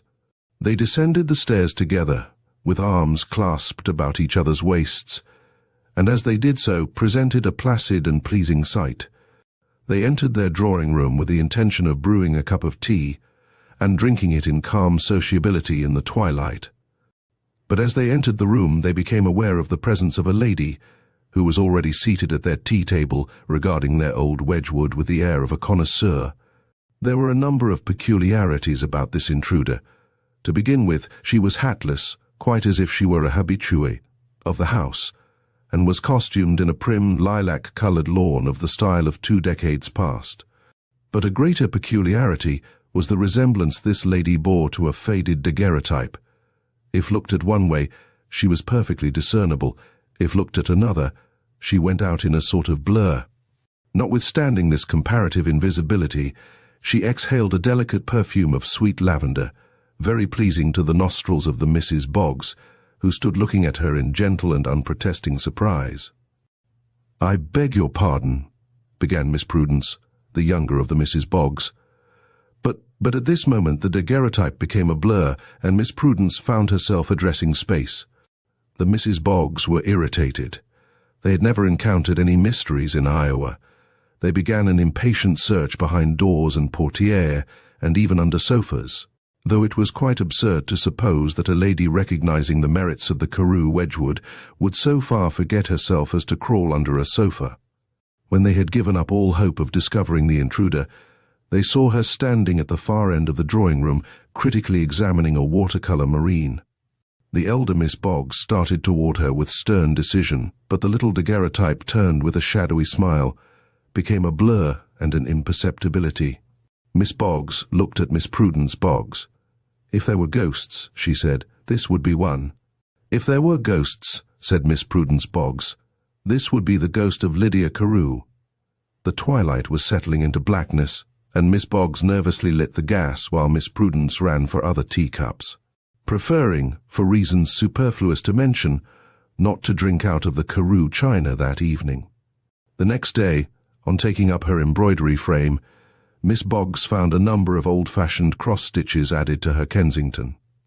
Prudence, she knew, would never have degraded herself by taking a cross-stitch, and the parlour-maid was above taking such a liberty. Miss Boggs mentioned the incident that night at a dinner given by an ancient friend of the Carews. "Oh, that's the work of Lydia Carew, without a doubt," cried the hostess. "She visits every new family that moves to the house, but she never remains more than a week or two with anyone." "It must be that she disapproves of them," suggested Miss Boggs. "I think that's it," said the hostess. "She doesn't like their china or their fiction." "I hope she'll disapprove of us," added Miss Prudence. The hostess belonged to a very old Philadelphian family, and she shook her head. "I should say it was a compliment for even the ghost of Miss Lydia Carew to approve of one," she said severely. The next morning, when the sisters entered their drawing-room, there were numerous evidences of an occupant during their absence. The sofa pillows had been rearranged so that the effect of their grouping was less bizarre than that favored by the Western women. A horrid little Buddhist idol with its eyes fixed on its abdomen had been chastely hidden behind a Dresden shepherdess as unfit for the scrutiny of polite eyes. And on the table where Miss Prudence did work in watercolors, after the fashion of the Impressionists, lay a prim and impossible composition representing a moss rose and a number of heartsease, colored with that caution which modest spinster artists instinctively exercise. "Oh, there's no doubt it's the work of Miss Lydia Carew," said Miss Prudence contemptuously. "There's no mistaking the drawing of that rigid little rose. Don't you remember those wreaths and bouquets framed among the pictures we got when the Carew pictures were sent to us? I gave some of them to an orphan asylum and burned up the rest." "Hush!" cried Miss Boggs involuntarily. "If she heard you, it would hurt her feelings terribly. Of course, I mean—" and she blushed. "It might hurt her feelings, but how perfectly ridiculous. It's impossible." Miss Prudence held up the sketch of the moss rose. "That may be impossible in an artistic sense, but it is a palpable thing." "Bosh!" cried Miss Boggs. "But," protested Miss Prudence, "how do you explain it?" "I don't," said Miss Boggs, and left the room. That evening, the sisters made a point of being in the drawing-room before the dusk came on, and of lighting the gas at the first hint of twilight. They didn't believe in Miss Lydia Carew, but still they meant to be beforehand with her. They talked with unwonted vivacity and in a louder tone than was their custom, but as they drank their tea, even their utmost verbosity could not make them oblivious to the fact that the perfume of sweet lavender was stealing insidiously through the room. They tacitly refused to recognize this odor and all that it indicated, when suddenly, with a sharp crash, one of the old Carew teacups fell from the tea table to the floor and was broken. The disaster was followed by what sounded like a sigh of pain and dismay. "I didn't suppose Miss Lydia Carew would ever be as awkward as that," cried the younger Miss Boggs petulantly. "Prudence," said her sister with a stern accent, "please try not to be a fool. You brushed the cup off with the sleeve of your dress." "Your theory wouldn't be so bad," said Miss Prudence, half laughing and half crying, "if there were any sleeves to my dress, but as you see there aren't." And then Miss Prudence had something as near hysterics as a healthy young woman from the West can have. "I wouldn't think such a perfect lady as Lydia Carew," she ejaculated between her sobs, "would make herself so disagreeable. You may talk about good breeding all you please, but I call such intrusion exceedingly bad taste. I have a horrible idea that she likes us and means to stay with us. She left those other people because she did not approve of their habits or their grammar. It would be just our luck to please her." "Well, I like your egotism," said Miss Boggs. However, the view Miss Prudence took of the case appeared to be the right one. Time went by, and Miss Lydia Carew still remained. When the ladies entered their drawing-room, they would see the little lady-like daguerreotype revolving itself into a blur before one of the family portraits. Or they noticed that the yellow sofa cushion, toward which she appeared to feel a peculiar antipathy, had been dropped behind the sofa upon the floor, or that one of Jane Austen's novels, which none of the family ever read, had been removed from the bookshelves and left open upon the table. "I cannot become reconciled to it," complained Miss Boggs to Miss Prudence. "I wish we had remained in Iowa where we belong. Of course I don't believe in the thing. No sensible person would. But still I cannot become reconciled." But their liberation was to come, and in a most unexpected manner. A relative by marriage visited them from the West. He was a friendly man and had much to say, so he talked all through dinner, and afterward followed the ladies to the drawing-room to finish his gossip. The gas in the room was turned very low, and as they entered, Miss Prudence caught sight of Miss Carew, in company attire, sitting in upright propriety in a stiff-backed chair at the extremity of the apartment. Miss Prudence had a sudden idea. "We will not turn up the gas," she said, with an emphasis intended to convey private information to her sister. "It will be more agreeable to sit here and talk in this soft light." Neither her brother nor the man from the West made any objection. Miss Boggs and Miss Prudence, clasping each other's hands, divided their attention between their corporeal and their incorporeal guests. Miss Boggs was confident that her sister had an idea, and was willing to await its development. As the guest from Iowa spoke, Miss Carew bent a politely attentive ear to what he said. "Ever since Richards took sick that time," he said briskly, "it seemed like he shed all responsibility." The Mrs. Boggs saw the daguerreotype put up her shadowy head with a movement of doubt and apprehension. The fact of the matter was, Richards didn't seem to scarcely get on the way he might have been expected to. At this conscienceless split to the infinitive and misplacing of the preposition, Miss Carew arose, trembling perceptibly. "I saw it wasn't no use for him to count on a quick recovery." The Mrs. Boggs lost the rest of the sentence, for at the utterance of the double negative, Miss Lydia Carew had flashed out, not in a blur, but with mortal haste, as when life goes out at a pistol shot. The man from the West wondered why Miss Prudence should have cried at so pathetic a part of his story, thank goodness, and their brother was amazed to see Miss Boggs kiss Miss Prudence with passion and energy. It was the end. Miss Carew returned no more. As we conclude our exploration of the shape of fear, we are left pondering the nature of fear itself and the spectral presence that often accompanies it. Elia Wilkinson Peattie skillfully weaves tales that not only entertain, but also provoke thought about the unknown and the human psyche's response to it. Each story lingers in the mind, challenging us to embrace or confront our fears. Thank you for joining us on this journey through the shadows. We hope these haunting narratives have stirred your imagination and left you with a sense of wonder.